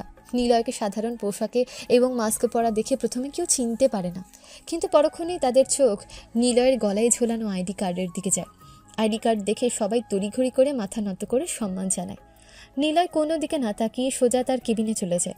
কেবিনে ঢুকে এসে চেয়ারে বসে। কিছুক্ষণ পর আয়ান প্রবেশ করে। Sir, may I come in? Yes, come in. Sir, আপনি আজকে হঠাৎ এই পোশাকে, কোনো সমস্যা? তোমার এত কিছু জেনে লাভ নেই, মূল কথায় আসো। Sorry sir. আচ্ছা, সাইবার টিমের নতুন হেডকে কি পাঠিয়ে দেব? আগে আমার জন্য একটি কালো চশমার ব্যবস্থা করো, তারপর তাকে আসতে বলো। আয়ান তখন চশমার জন্য চলে যায়। আপনাদের বোঝার সুবিধার জন্য জানিয়ে রাখি, নিলয়ের আসল চেহারা আজ পর্যন্ত আয়ান ছাড়া অফিসের আর কেউই দেখেনি। এটা এখানকার নিয়ম। একমাত্র ডেপুটি স্টেশন চিফ ছাড়া অন্য কোনো স্টাফের চিফের চেহারা দেখার অনুমতি নেই। এ কারণে নিলয় সবসময় ছদ্মবেশে থাকে, যাতে তার আসল পরিচয় গোপনে থাকে। কিছুক্ষণ পর আয়ান একটা কালো চশমা নিয়ে আসে। নিলয় চশমাটা পরে নেয়। ঠিক আছে, এবার তাকে আসতে বলো। ঠিক আছে স্যার। আয়ান নতুন সাইবার টিমের প্রধানকে নিলয়ের কেবিনে আসতে বলে। কিছুক্ষণ পরে দরজায় মৃদু নক হয়। Sir, may I come in? আখির কণ্ঠ শুনে নিলয় চমকে ওঠে। এ কণ্ঠস্বর তার চেনা লাগছে, কোথায় যেন শুনেছে। তার মনে সেই সেমিনারের দিনের কথা ভেসে ওঠে। তখনই তার মনে পড়ে যায়, এটা তো আখি রহমানের কণ্ঠ। তার চোখ বড় বড় হয়ে যায়, কিন্তু চশমার আড়ালে থাকায় আখি তা দেখতে পায় না। Yes, come in. আখি ভেতরে প্রবেশ করে, তারপর মাথা নত করে সম্মান জানায়। নিলয় তাকে বসতে অনুমতি দিলে আখি বসে। স্যার, আমি কখনো ধারণাই করতে পারিনি যে আমি আপনার সাথে দেখা করতে পারবো। আমি যখন দেশের বাইরে অন্য স্টেশনে ছিলাম, তখন থেকে বাংলাদেশের স্টেশন চিফের প্রশংসা শুনেছি। উনি নাকি একাই 100, আর আজকে আমি তার সামনে বসে আছি। স্যার, আপনার অনেক বড় ফ্যান। তো স্টেশনে এসে ফিলিং কেমন? জি স্যার, অনেক ভালো লাগছে। স্যার, আমি শুনলাম আপনি নাকি সব সময় রাত 1টার পরে স্টেশনে আসেন। সেটার কারণ কি? আজকে যেমন দিনে এসেছেন এরকম আসলেই তো পারেন। আপনার কিন্তু একজন স্টেশন চিফকে প্রশ্ন করার কোনো পারমিশন বা রুলস নেই। এগুলো আমার পার্সোনাল বিষয়। আমি যখন স্টেশনে আসি এটা আমার ব্যাপার। Sorry sir, I am extremely sorry. আচ্ছা, এই বিষয়টা যদিও বাদ দিই, কিন্তু আজকে আপনার বাংলাদেশ স্টেশনের প্রথম জয়েনিং দিন, আর আজকে আপনার ব্যাপারে অভিযোগ চলে এসেছে।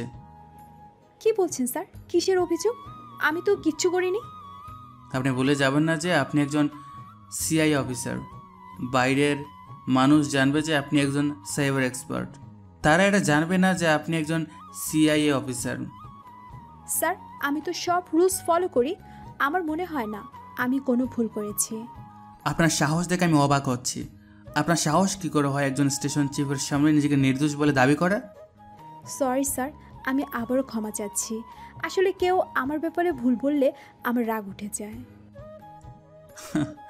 ও রিয়েলি? আপনার মনে হয় আমি ভুল বলছি? স্যার, আমি কি করেছি সেটা বলুন প্লিজ। আপনি আজকে ঢাকা বিশ্ববিদ্যালয়ে গিয়েছিলেন একটি প্রোগ্রামে।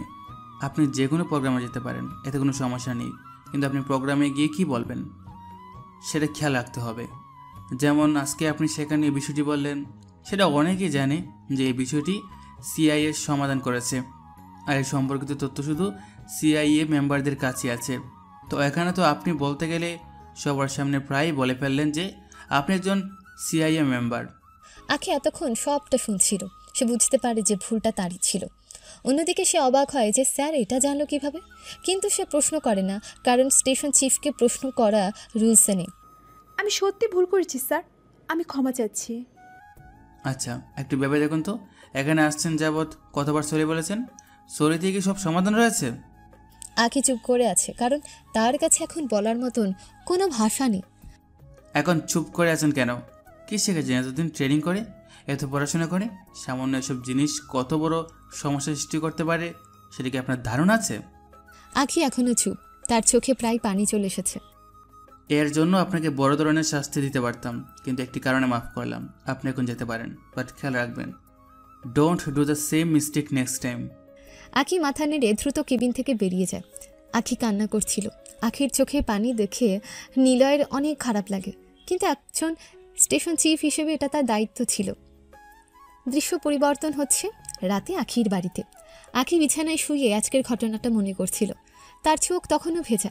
আখি নিজে নিজে বলে, আসলে তো আমার ভুলটার জন্য স্যার আমাকে বড় কোনো শাস্তি দিতে পারত, কিন্তু উনি যে বললেন একটা কারণে আমাকে মাফ করেছে। সেটা কি কারণ? আর ওনার কণ্ঠটাও কেমন জানি চেনা চেনা লাগছিল। এত কঠোর মানুষ, কিন্তু কণ্ঠটা শুনে কেমন যেন পরিচিত লাগছিল। কেন এমন মনে হলো? আখি এসব ভাবতে ভাবতেই ঘুমিয়ে পড়ে। অন্যদিকে নিলয় তার কেবিনে একা বসে আছে। তার মনেও আখির কথা ঘুরছে। সে জানে আখি একজন প্রতিভাবান কর্মকর্তা, কিন্তু তার আবেগপ্রবণতা কিছুটা বেশি। তবে আখিকে সরাসরি বকা দিতে গিয়ে তার নিজেরও খারাপ লেগেছে। কেন এমন হলো? কেন সে তার সাথে এত কঠোর হলো, যখন সে নিজেও পারিবারিক অবহেলার শিকার? আখির চোখে পানি দেখে তার ভেতরটাও কেমন জানি মোচড় দিয়ে উঠেছিল। নিলয় আর আখির এই প্রথম সাক্ষাতের পর তাদের সম্পর্ক কোন দিকে এগোবে বলে আপনাদের মনে হয়? দিন গড়িয়ে যাচ্ছিল। আখি তার কাজে মনোযোগী হওয়ার চেষ্টা করে, কিন্তু স্টেশন চিফের কথাগুলো তার কানে বাজতে থাকে। একটা কারণে মাফ করলাম, এই কারণটা কি, আর তার কণ্ঠ কেন এত চেনা লাগছিল? অন্যদিকে নিলয়ও আখিকে নিয়ে ভাবে, মেয়েটা প্রতিভাবান, কিন্তু তার আবেগকে নিয়ন্ত্রণ করতে শিখতে হবে। এই দুই গোপন যোদ্ধা তাদের নিজ নিজ কর্মস্থলে ব্যস্ত থাকে, তাদের ব্যক্তিগত জীবনের চাপা কষ্টগুলো একপাশে রেখে। এক দুপুরে আহমেদ বাড়ির পরিস্থিতি উত্তপ্ত হয়ে ওঠে। নিলয়ের বাবা আহমেদ সাহেব তার অফিসের একটা গুরুত্বপূর্ণ আর্থিক লেনদেন নিয়ে খুবই চিন্তিত ছিলেন। কিছু ভুল তথ্য তাকে বিভ্রান্ত করে। তার মনে হয় কেউ হয়তো তাদের পারিবারিক ব্যবসায় ক্ষতি করার চেষ্টা করছে, আর তার সব সন্দেহ এসে পড়ে নিলয়ের উপর। নিলয়, এই মুহূর্তে আমাদের সামনে আয়। নিলয় তার রুমে ল্যাপটপে অফিসের কিছু কাজ করছিল। বাবার চিৎকার এসে দ্রুত নিচে আসে। ড্রয়িং রুমে বাবা, মা, নাদিম, নাইমা সবাই জড়ো হয়েছেন। সবার চোখে রাগ আর অবিশ্বাস। তোর এত বড় সাহস, তুই আমাদের ব্যবসার গোপন তথ্য চুরি করেছিস? মার্কেট থেকে ঋণের ভুয়া খবর ছড়িয়ে আমাদের সুনাম নষ্ট করার চেষ্টা করছিস? বাবা, কি বলছেন এসব? আমি এমন কিছু করিনি। আমি কেন করব? আর অভিনয় করিস না। তুই তো আমাদের জন্ম থেকেই অভিশাপ। আমরা জানতাম তুই আমাদের সর্বনাশ করবি। তুই আমাদের সব স্বপ্ন শেষ করে দিয়েছিস। ও তো এমনই, একটা লোভী, একটা অপদার্থ। ওর দ্বারা ভালো কিছু আশা করা যায় না। বাবার ব্যবসা ক্ষতি করার জন্য ওর চেয়ে বড় শত্রু আর কে হতে পারে? বিশ্বাস করুন বাবা, আমি নির্দোষ। আমি এমন কোনো কাজ করিনি। কে আপনাকে এসব বলেছে? আমি জানি না কি হয়েছে, কিন্তু আমি এর সাথে জড়িত নই। নিলয়ের বাবা কোনো কথা শুনতে রাজি নন। তার চোখ রাগে লাল হয়ে গেছে। আর কোনো কথা নয়, তুই আমাদের সর্বনাশ করেছিস। নিলয়ের বাবা নিলয়ের দিকে তেড়ে আসে। হঠাৎ রিতার সামনে এসে দাঁড়ায়। বাবা থামুন, নিলয় এমন কাজ করতে পারে না। আপনারা ওকে কেন বিশ্বাস করছেন না? ও তো নির্দোষ বলছে। তুমি চুপ করো রিতা। তুমি সব সময়ের পক্ষ নাও। তুমি জানো না ও কতটা খারাপ। ওকে বিশ্বাস করা মানে আমাদের নিজের পায়ে কুড়াল মারা। এই মুহূর্তে এই বাড়ি থেকে বেরিয়ে যা। তুই আমার ছেলে না। তোর মতো অপদার্থকে আমি আমার বাড়িতে এক মুহূর্ত দেখতে চাই না। নিলয়ের বাবার চোখে মুখে ক্রোধের আগুন জ্বলছে। তিনি নিলয়ের হাত ধরে টানতে টানতে সদর দরজার দিকে নিয়ে যান। নিলয় প্রতিরোধের কোনো শক্তি পায় না। তার চোখে পানি চলে আসে। বাবা বিশ্বাস করুন, আমি নির্দোষ। আমাকে ভুল বুঝবেন না। আমি নিলয়ের বাবা তার কোনো কথা না শুনে দরজা খুলে তাকে ধাক্কা দিয়ে বাইরে বের করে দেন। যাও, বেরিয়ে যাও আমার বাড়ি থেকে। আজ থেকে তোর সাথে আমার কোনো সম্পর্ক নেই।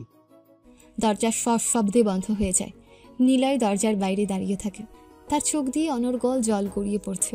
সে বিশ্বাস করতে পারছিল না যে পরিবারের জন্য সে এত কিছু করেছে, সেই পরিবারই তাকে আজ রাস্তায় বের করে দিল। সন্ধ্যা নেমে এসেছে, চারদিক অন্ধকার। নিলয়ের মনে হয় তার জীবনের সব আলো নিভে গেছে। এই মুহূর্তে তার যাওয়ার কোনো জায়গা নেই। দেশের জন্য একজন হিরো, কিন্তু নিজের পরিবারের কাছে সে একজন বহিষ্কৃত, একজন অবাঞ্ছিত। নিলয় এখন কি করবে? সে কোথায় যাবে? দর্শক মনোযোগ দিয়ে গল্প শুনতে থাকুন। সামনে আপনাদের জন্য আগুন কিছু অপেক্ষা করছে। নিলয় তখন রাস্তার পাশে বসে কাঁদছিল। তার কাঁধ দুটো নিচু হয়ে গেছে, যেন পৃথিবীর সমস্ত ভার তার উপর এসে পড়েছে। চোখের জল বাদ মানছে না। সন্ধ্যা ঘনিয়ে গভীর রাত। শহরের নিয়ন আলোতেও তার ভেতরের অন্ধকার ঢাকা পড়ছে না। তখনই একটা কালো গাড়ি তার পাশ দিয়ে যাচ্ছিল। গাড়ির ভেতরে বসা ছিল আঁখি। সে হঠাৎ রাস্তার পাশে একজন যুবককে বসে কাঁদতে দেখে। প্রথম দেখাতেই তার মনে হয় মুখটা যেন চেনা চেনা। গাড়িটা কিছু দূর এগিয়ে যায়, কিন্তু আখির মনে খচখচ করতে থাকে। সে ড্রাইভারকে গাড়ি থামাতে বলে। এই যে ড্রাইভার, গাড়ি থামান তো। আমার মনে হচ্ছে ওই ছেলেটাকে আমি চিনি। আখি দ্রুত গাড়ি থেকে নামে। রাত প্রায় 1টা, নির্জন রাস্তা। সে নিলয়ের দিকে এগিয়ে যায়। এই যে তুমি, ওই দিন ভার্সিটির সেই ছেলেটা না, আমাকে যে প্রশ্ন করছিলে? নিলয় মুখ তুলে তাকায়। আখিকে সামনে দেখে সে চমকে যায়। তার চোখে তখনও জলে ভেজা, অশ্রুধারা গাল বেয়ে নামছে। দিনের বেলায় সে যে সিআইএ স্টেশন চিফ, রাতের আধারে সেই পরিচয় সম্পূর্ণ ঢাকা পড়ে গেছে। জি আমি। তুমি কাঁদছো কেন? না আপু, তেমন কিছু না। মিথ্যে বলো না, বলো আমাকে কেন কাঁদছিলে? সরি আপু, সব কিছু সবাইকে বলা যায় না। আচ্ছা, সেটা না হয় বলো না। এটা বলো, এত রাতে বাইরে বসে আছো কেন? আপু আমি তো বললাম সব কিছু সবাইকে বলা যায় না। থাক, তোমার আর কিছু বলা লাগবে না। তুমি তোমার বাবা মায়ের নাম্বার দাও, আমি যোগাযোগ করব। আমার বাবা মা বলতে কেউ নেই। আমি এভাবেই ঘুরে ঘুরে নিজের দিন কাটিয়ে দিই। এবার তো আপনি যান প্লিজ। নীলার কথা শুনে আখি কিছুটা থমকে যায়।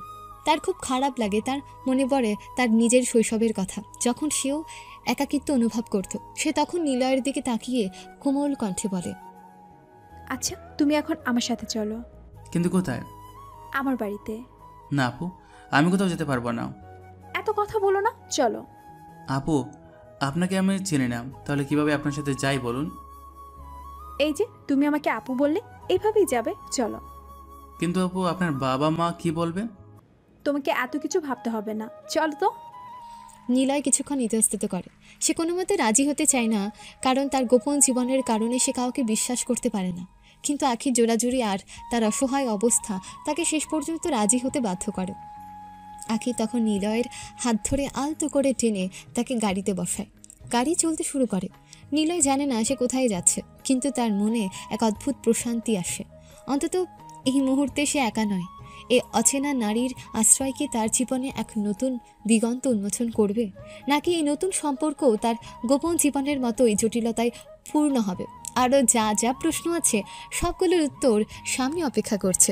চলুন এগিয়ে যাই। গাড়ি এসে একটা বহুতল বিল্ডিংয়ের সামনে থামে। আখি গাড়ি থেকে নামে আর নিলয় চুপচাপ তাকে অনুসরণ করে। বিল্ডিংয়ের গেট দিয়ে প্রবেশ করে তারা লিফটের দিকে যায়। লিফট 7 তলায় এসে থামে।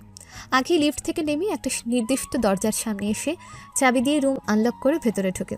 নিলয় বাইরে দাঁড়িয়ে থাকে, দ্বিধাগ্রস্ত। কি হলো, বাহিরে দাঁড়িয়ে আছো কেন?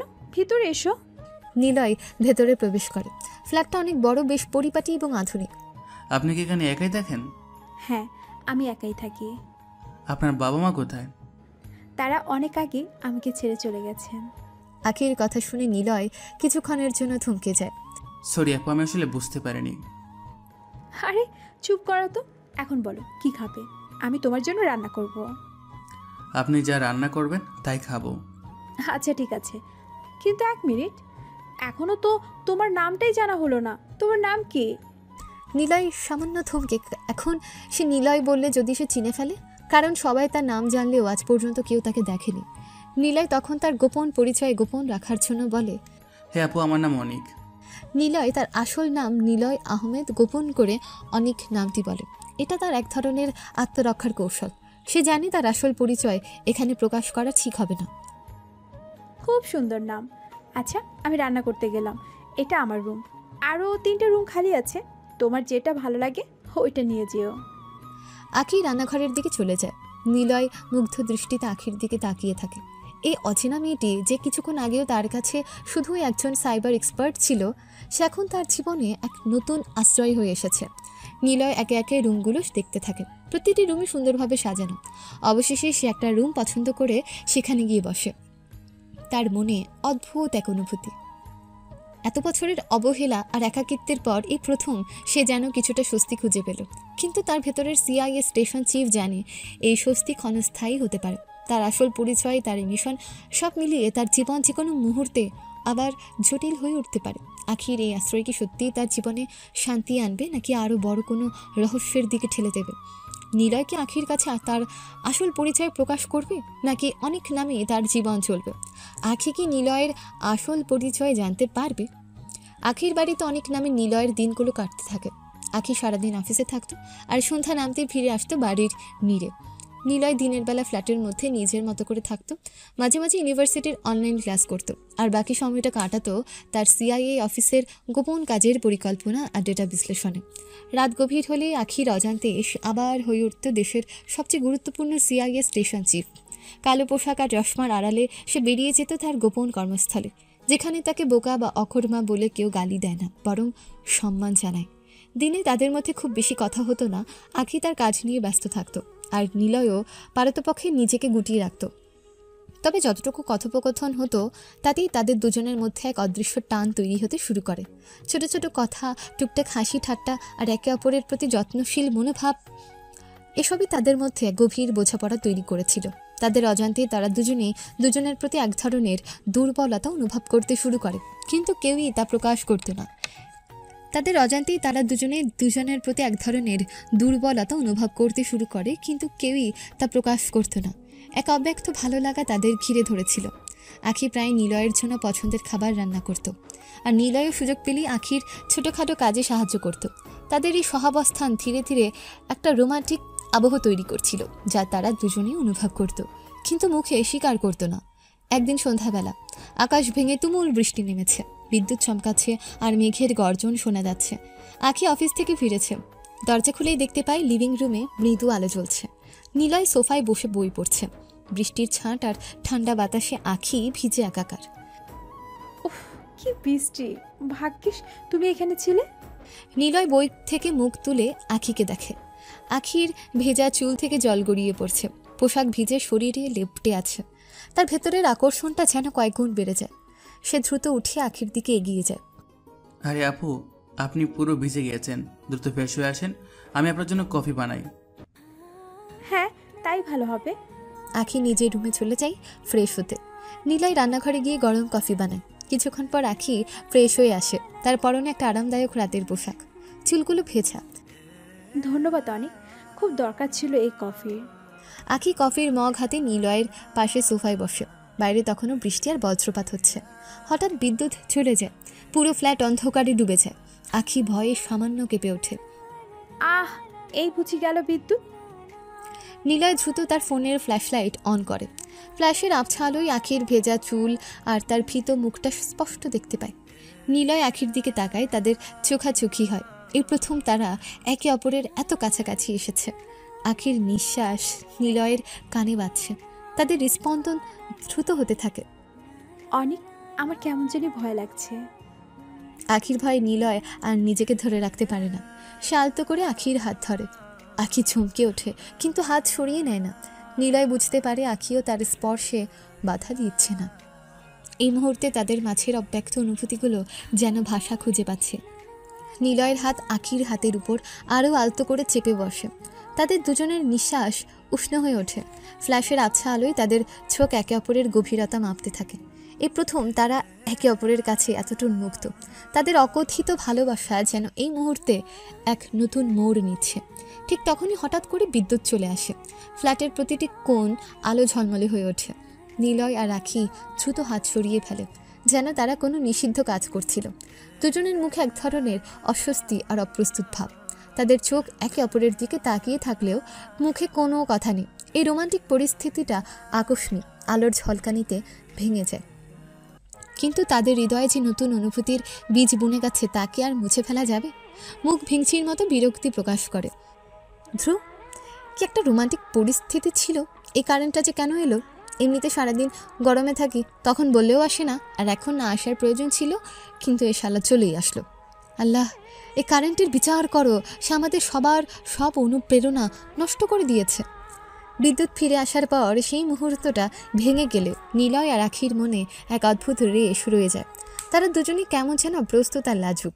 সেদিনের পর থেকে তাদের মধ্যে এক নতুন ধরনের নীরবতা সৃষ্টি হয়, যা অস্বস্তিকর নয়, বরং এক মিষ্টি বোঝাপড়ার ইঙ্গিত দেয়। তারা দুজনেই অনুভব করে যে তাদের সম্পর্ক এক নতুন দিকে মোড় নিচ্ছে। দিনের বেলায় আখি অফিসে চলে যায়, আর নিলয় আগের মতোই অনেক সেজে বাড়িতে থাকে। রাতে সে তার গোপন জগতে ডুব দেয়। সেখানে এসে দেশের একজন গুরুত্বপূর্ণ কর্মকর্তা।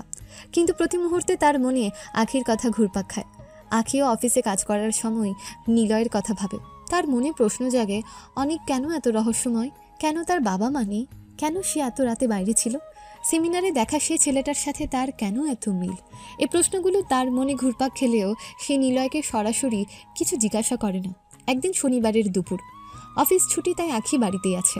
নিলয়ও ফ্ল্যাটের ভেতরেই ছিল। বাইরে আবহাওয়া খুব শান্ত, কিন্তু তাদের দুজনের ভেতরের আবহাওয়া যেন অস্থির। আখি লিভিং রুমে বসে একটা ম্যাগাজিন পড়ছিল। নিলয় তার রুম থেকে বের হয়ে রান্নাঘরের দিকে যাচ্ছিল। হঠাৎ সে আখির দিকে তাকায়। আখি অন্যমনস্ক হয়ে ম্যাগাজিন পড়ছিল।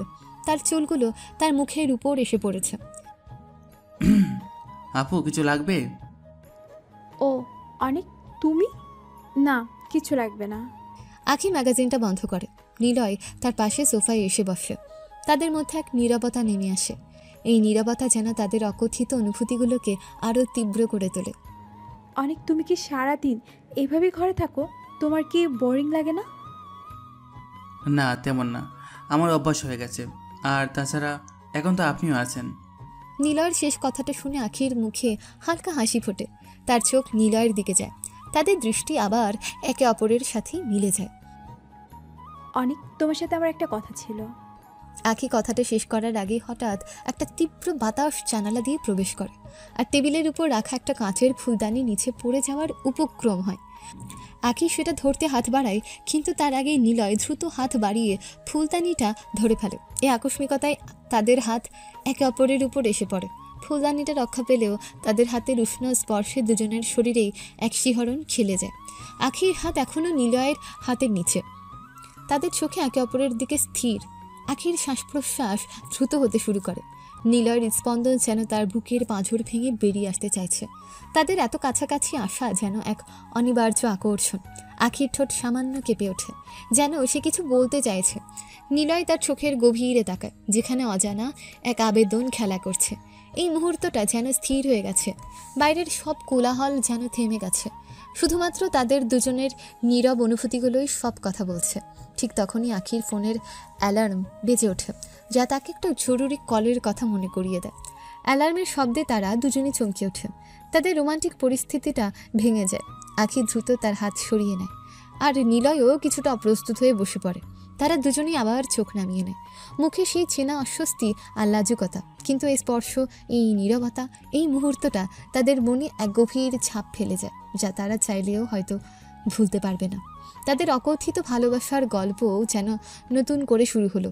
এ ঘটনার পর আখি কি নিলয়কে নিয়ে কোনো গোপন তদন্ত শুরু করবে, নাকি তাদের সম্পর্ক আরও গভীর হবে? কত আশা করেছিলাম তাদের মধ্যে কোনো রিলেশন হওয়ার আগেই হয়তো তাদের মধ্যে সেটা হয়ে যাবে, কিন্তু আর হলো কোথায়? আখির বাড়িতে নিলয় আর আখির দিনগুলো কেমন এক অদ্ভুত ভালোবাসার আবহে কাটছিল। তারা একে অপরের প্রতি এক অজানা টানে বাধা পড়ছিল, যদিও কেউ তা মুখে প্রকাশ করছিল না। অন্যদিকে আহমেদ পরিবারের ড্রয়িং রুমে সেদিন সন্ধ্যা নেমেছিল অন্য এক আবহনীয়। সবাই গল্পগুজব করছিল, হাসি ঠাট্টা চলছিল, কিন্তু নিলয়ের কথা কারো মনেই পড়ছিল না, একমাত্র রীতা ছাড়া। সে চুপচাপ সবার আড্ডা দেখছিল, আর তার মনে কেবল নিলয়ের কথাই ঘুরছিল। ঠিক তখনই আহমেদ সাহেবের ফোন বেজে ওঠে। স্ক্রিনে ম্যানেজার নামটা দেখে তিনি বিরক্ত হয়ে ফোন ধরেন। ওপাশ থেকে ম্যানেজারের কথাগুলো শুনে আহমেদ সাহেব যেন আকাশ থেকে পড়েন। স্যার, অত্যন্ত দুঃখিত, আমাদের অফিসে কিছু ত্রুটির কারণে আপনার কাছে ভুল তথ্য গিয়েছিল। আসলে আমাদের হিসাবে কিছু গোলমেল ছিল। নিলয় সাহেব কোনো ভুল করেননি, আপনার ব্যবসা সম্পূর্ণ নিরাপদ আছে। ম্যানেজারের কথা শেষ হতে আহমেদ সাহেব থমকে দাঁড়িয়ে যান। তার মুখ ফ্যাকাশে হয়ে যায়, বাড়ির সবাই অবাক হয়ে তার দিকে তাকিয়ে থাকে। বাবা, কি হয়েছে? তুমি এমন থমকে গেলে কেন?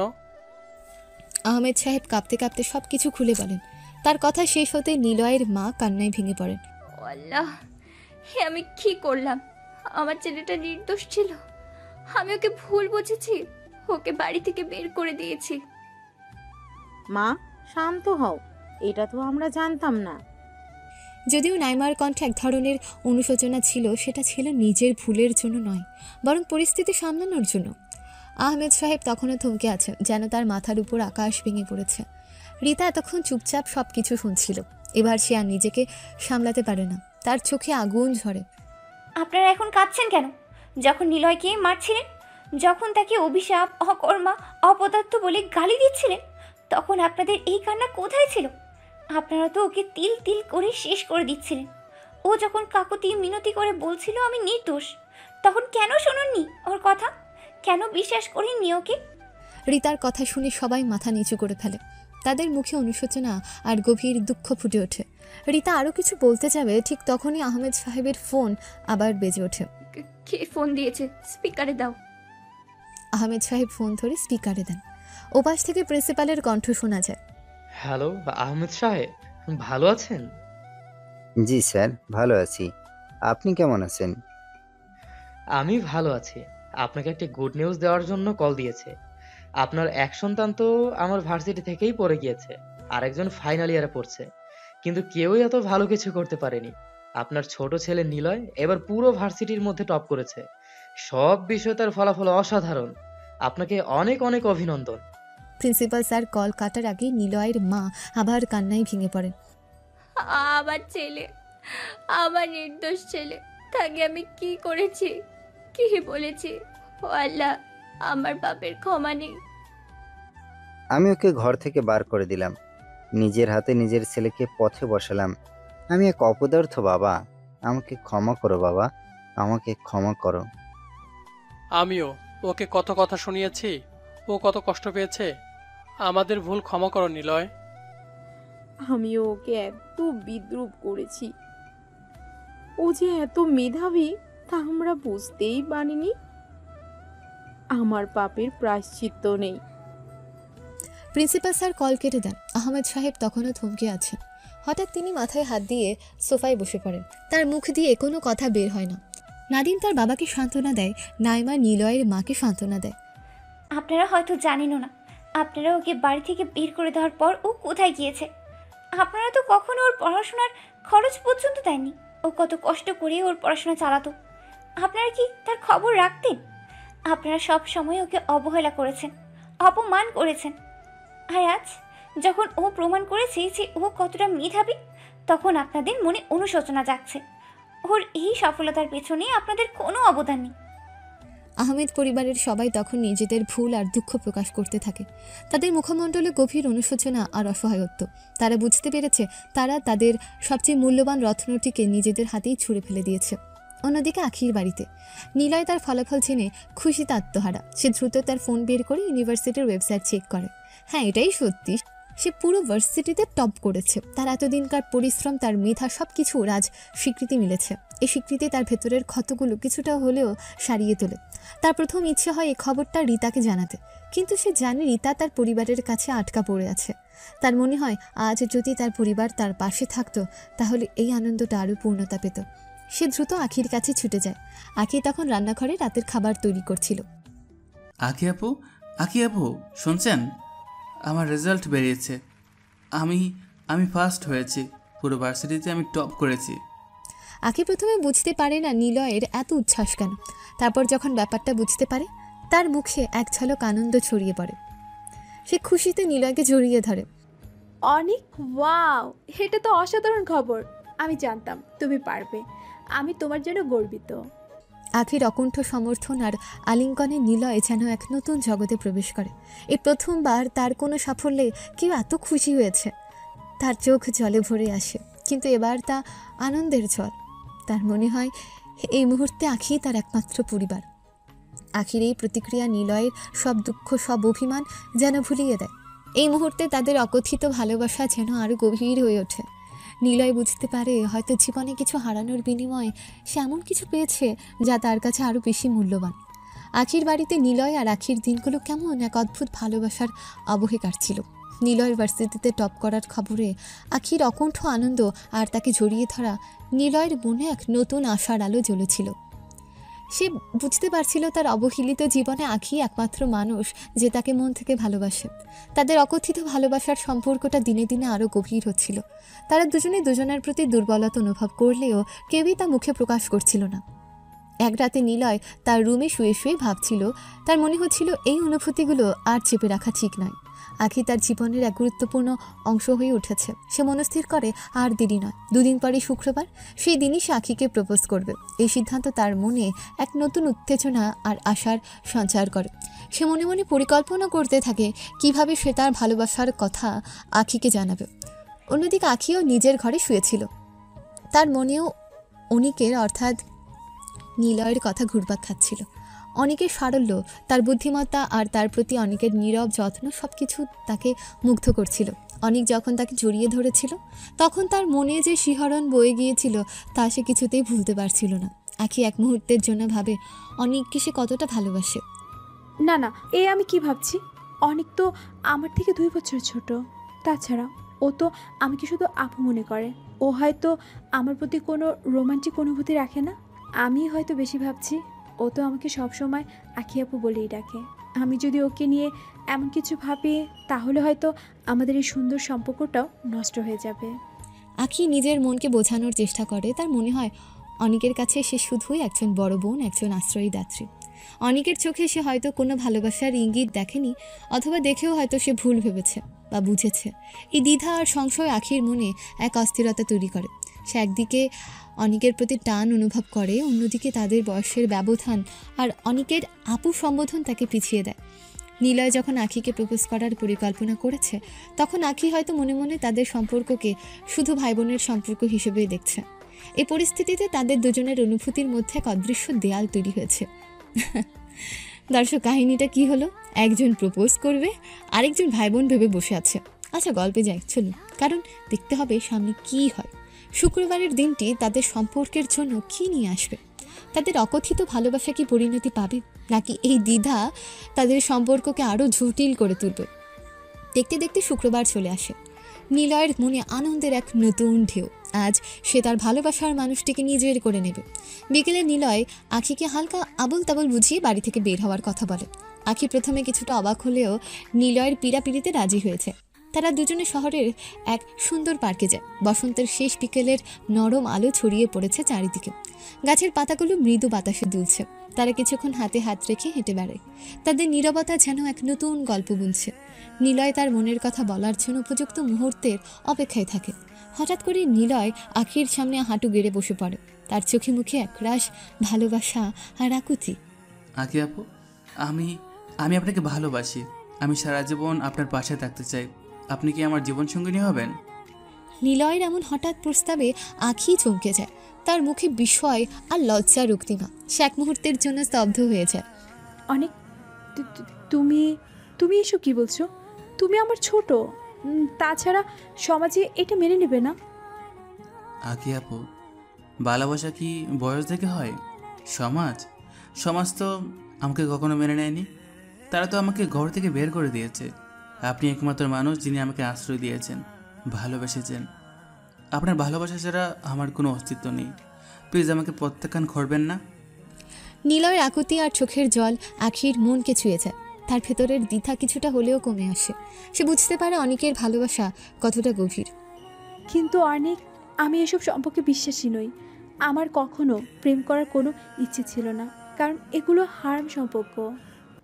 নিলয় আখির হাত আরও শক্ত করে ধরে বলে, তাহলে চলো বিয়ে করে ফেলি আজকে, এখনই। নিলয়ের এমন সাহসী প্রস্তাবে আখি আবারও চমকে যায়। তার মুখে লজ্জা আর দ্বিধার এক মিশ্র অনুভূতি। সত্যি বিয়ে করব? হ্যাঁ চলো, আজকে এখনই বিয়ে করব। আমি আর এক মুহূর্ত অপেক্ষা করতে পারছি না। আচ্ছা ঠিক আছে, চলো। নিলয়ের মুখে একরাশ আনন্দ ফুটে ওঠে। সে দ্রুত উঠে দাঁড়ায় এবং আখির হাত ধরে। তারা দুজনেই পার্কে থাকা একটা নিরিবিলি খোলা জায়গায় বসে। নিলয় আখির দিকে তাকায়। তার চোখে এক নতুন দৃঢ়তা। আমরা তো কিছুক্ষণ পর হয়তো স্বামী স্ত্রী হয়ে যাব, কিন্তু তার আগে আমি আপনাকে কিছু বলতে চাই। হ্যাঁ বলো, কি বলবে? নিলয় তখন আখিকে নিজের জীবনের সব গল্প বলতে শুরু করে। তার জন্ম থেকে শুরু করে পরিবারের অবহেলা, বাবা মায়ের কটু কথা, নাইমা নাদিমের বিদ্রুপ, এমনকি সেদিন তাকে যে বাড়ি থেকে বের করে দেওয়া হয়েছিল, সব কিছু খুলে বলে। সে বলে কিভাবে সে একা একা পড়াশোনা চালিয়েছে, কিভাবে তার জীবনের প্রতিটি মাকে তাকে সংগ্রাম করতে হয়েছে। সে শুধু তার সিআইএ স্টেশন চিফ হওয়ার কথা এবং তার আসল নাম গোপন রাখে। আমার মনে হয়েছিল এই পৃথিবীতে আমার কোনো জায়গা নেই, আমি শুধু একটা বোঝা। কিন্তু আপনি আসার পর থেকে আমার মনে হয়েছে আমার একটা আশ্রয় আছে। নিলয়ের জীবনের করুণ গল্প শুনে আখির চোখে জলে ভরে আসে। সে নিলয়ের হাত ধরে আলতো করে, তারপর তাকে নিজের দিকে টেনে বুকে জড়িয়ে ধরে। চলো আমরা বিয়ে করে নিই। আমি আর কখনো তোমাকে কোনো কষ্ট পেতে দেব না। তুমি একা নও অনেক, আমি সবসময় তোমার পাশে থাকবো। আখির কথায় নিলয়ের মনে এক নতুন শান্তি আসে। তার দীর্ঘদিনের কষ্টগুলো যেন আখির আলিঙ্গনে কিছুটা হালকা হয়। তারা দুজনেই উঠে দাঁড়ায়। তাদের মনে এখন আর কোনো দ্বিধা নেই, শুধু একে অপরের প্রতি নির্ভরতার ভালোবাসা। তারা সরাসরি কাজী অফিসে যায়। সেখানে খুব সাদামাটাভাবে তাদের বিয়ে সম্পন্ন হয়। কাজী অফিস থেকে বেরিয়ে তারা দুজনেই একে অপরের দিকে তাকায়। তাদের চোখে মুখে এক নতুন জীবনের স্বপ্ন। বিশ্বাস করতে পারছি না আমরা এখন স্বামী স্ত্রী। হ্যাঁ অনেক, এবার থেকে আর কোনো কষ্ট নেই, শুধু আমরা দুজন। আখি আপু, মানে আখি, ধন্যবাদ। আপু বলা বন্ধ করো, এখন থেকে আমি শুধু তোমার আখি। তারা দুজনেই দুজনের হাত ধরে একে অপরের দিকে তাকিয়ে হাসে। রাত তখন গভীর। শহরের আলো ঝলমলে রাজপথ ধরে তারা বাড়ির দিকে হাঁটা শুরু করে। তাদের নতুন জীবনের যাত্রা সবে শুরু হলো। এই নতুন সম্পর্ক তাদের গোপন জীবনকে কতটা প্রভাবিত করবে, আর এই দাম্পত্য জীবনে কি তাদের কোনো নতুন চ্যালেঞ্জের মুখোমুখি হতে হবে?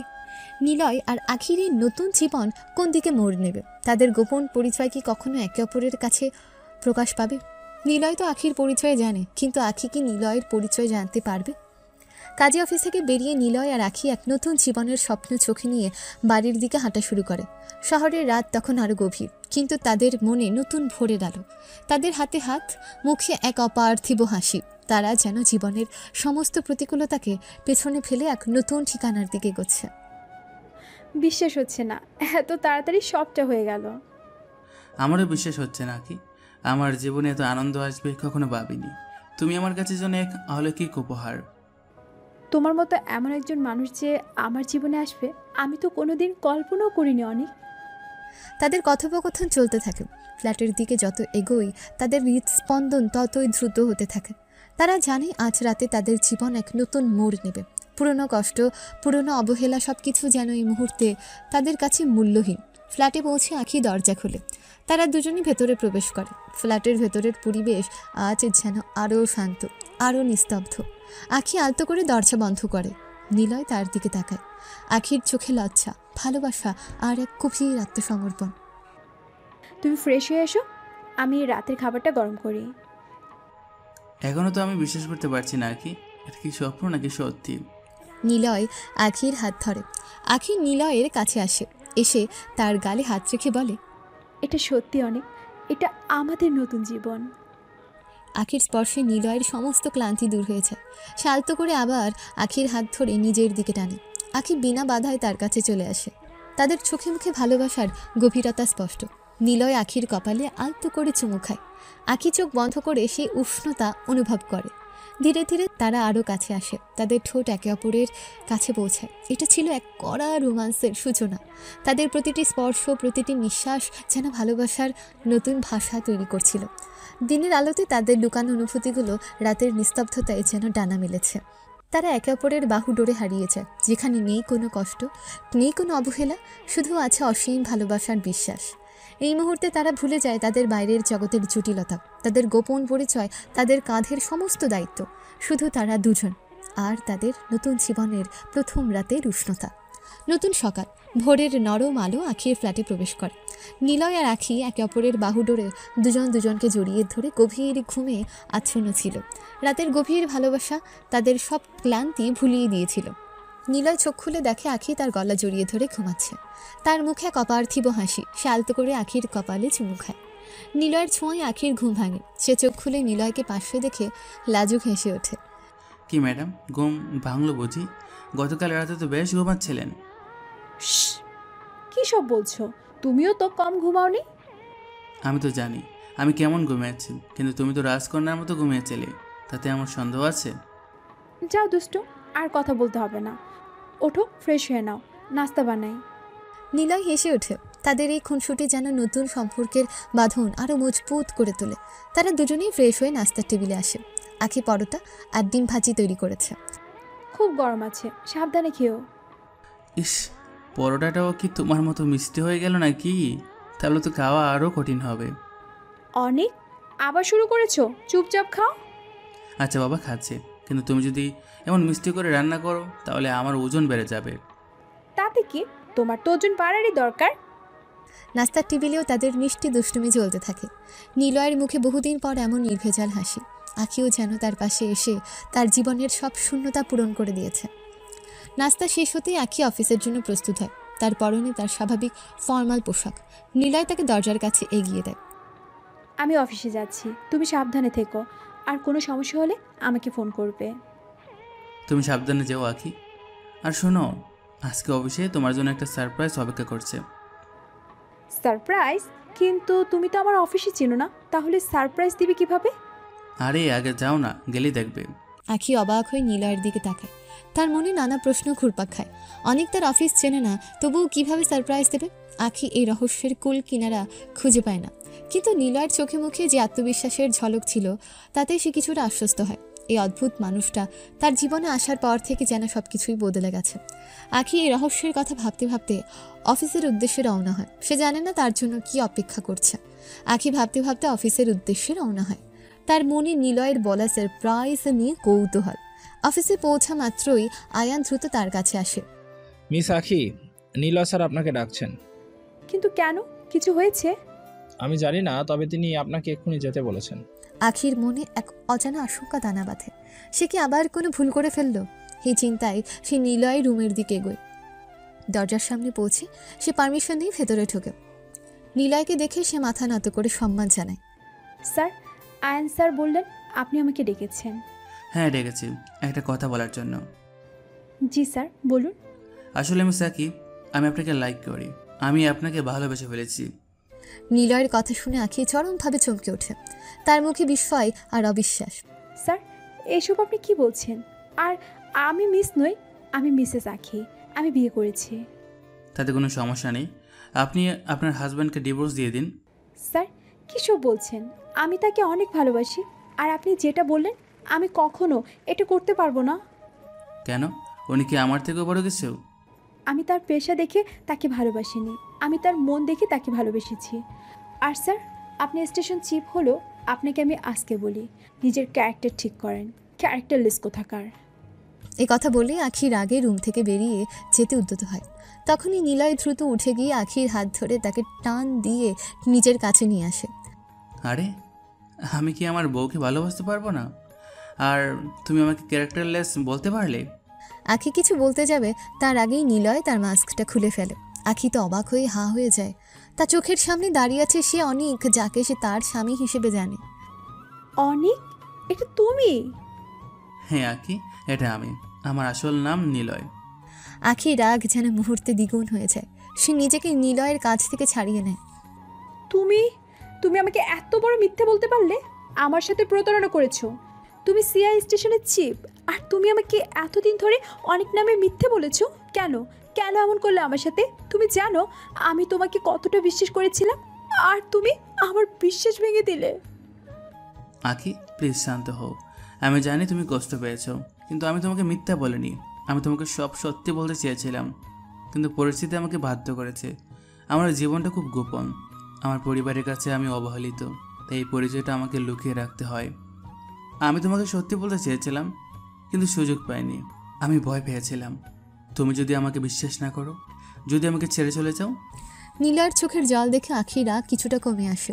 সে বুঝতে পারে নিলয়ের কষ্টটাও কম নয়। কিন্তু আমাকে তো বলতে পারতে, আমি কি তোমাকে বিশ্বাস করতাম না?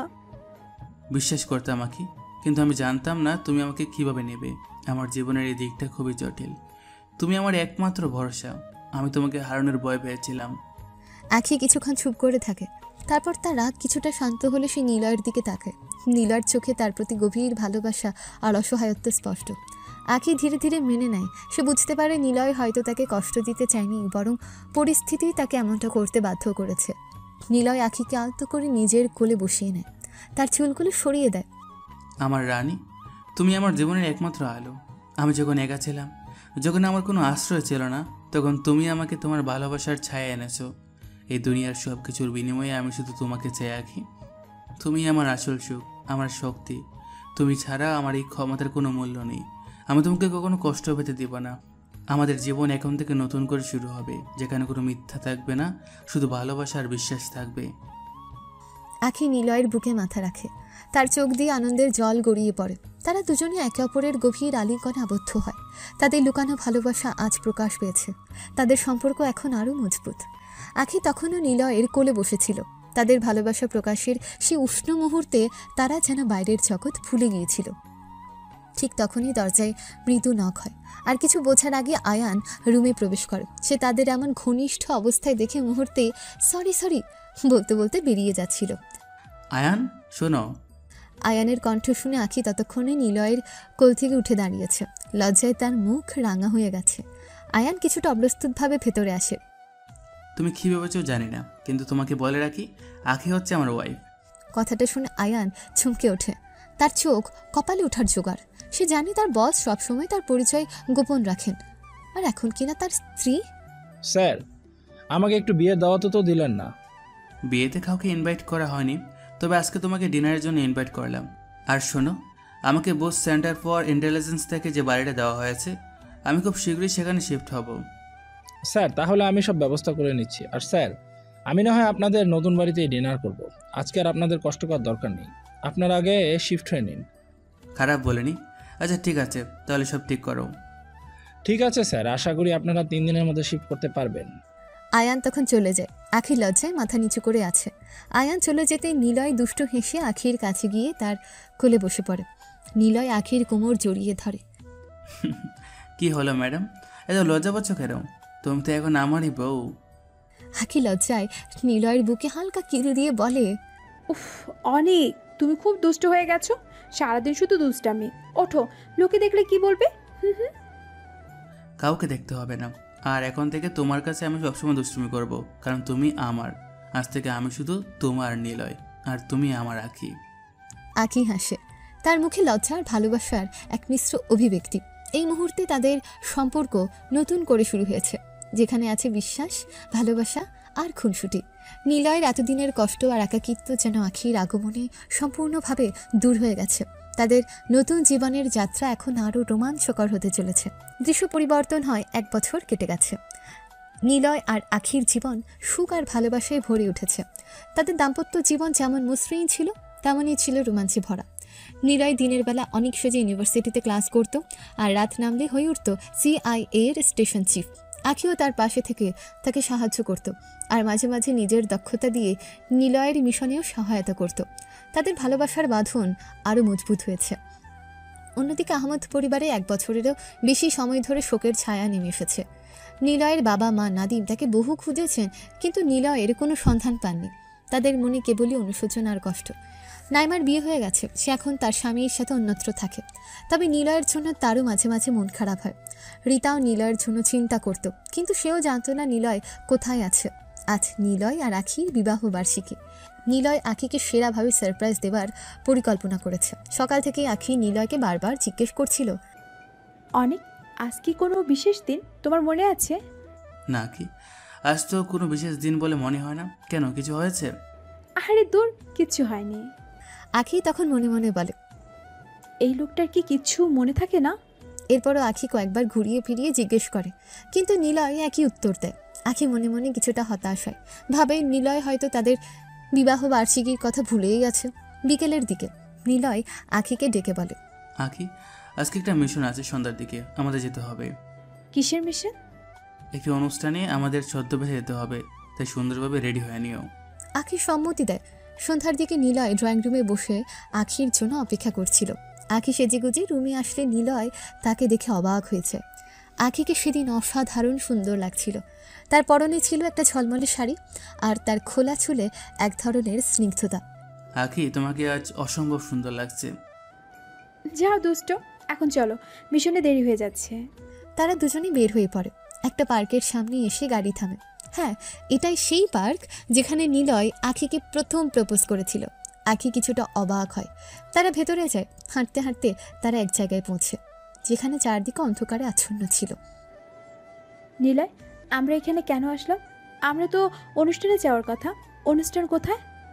আসলে আখি, আজকে কোনো অনুষ্ঠান বা মিশন নেই। আমি মিথ্যা বলেছিলাম। মানে কি? ঠিক তখনই নিলয় হাততালি বাজায়। সাথে সাথে চারদিকে আলো জ্বলে ওঠে। আখি বিস্মিত হয়ে দেখে চারদিকে সুন্দর ডেকোরেশন, বেলুন দিয়ে সাজানো হয়েছে, আর তাতে বড় বড় করে লেখা আই লাভ ইউ আখি। আখি আনন্দে চোখ বড় বড় করে চারপাশে তাকিয়ে থাকে। যখন আখি নিলয়ের দিকে তাকায়, তখন নিলয় হাঁটু গেড়ে বসে। তার হাতে একটা উজ্জ্বল ডায়মন্ড রিং।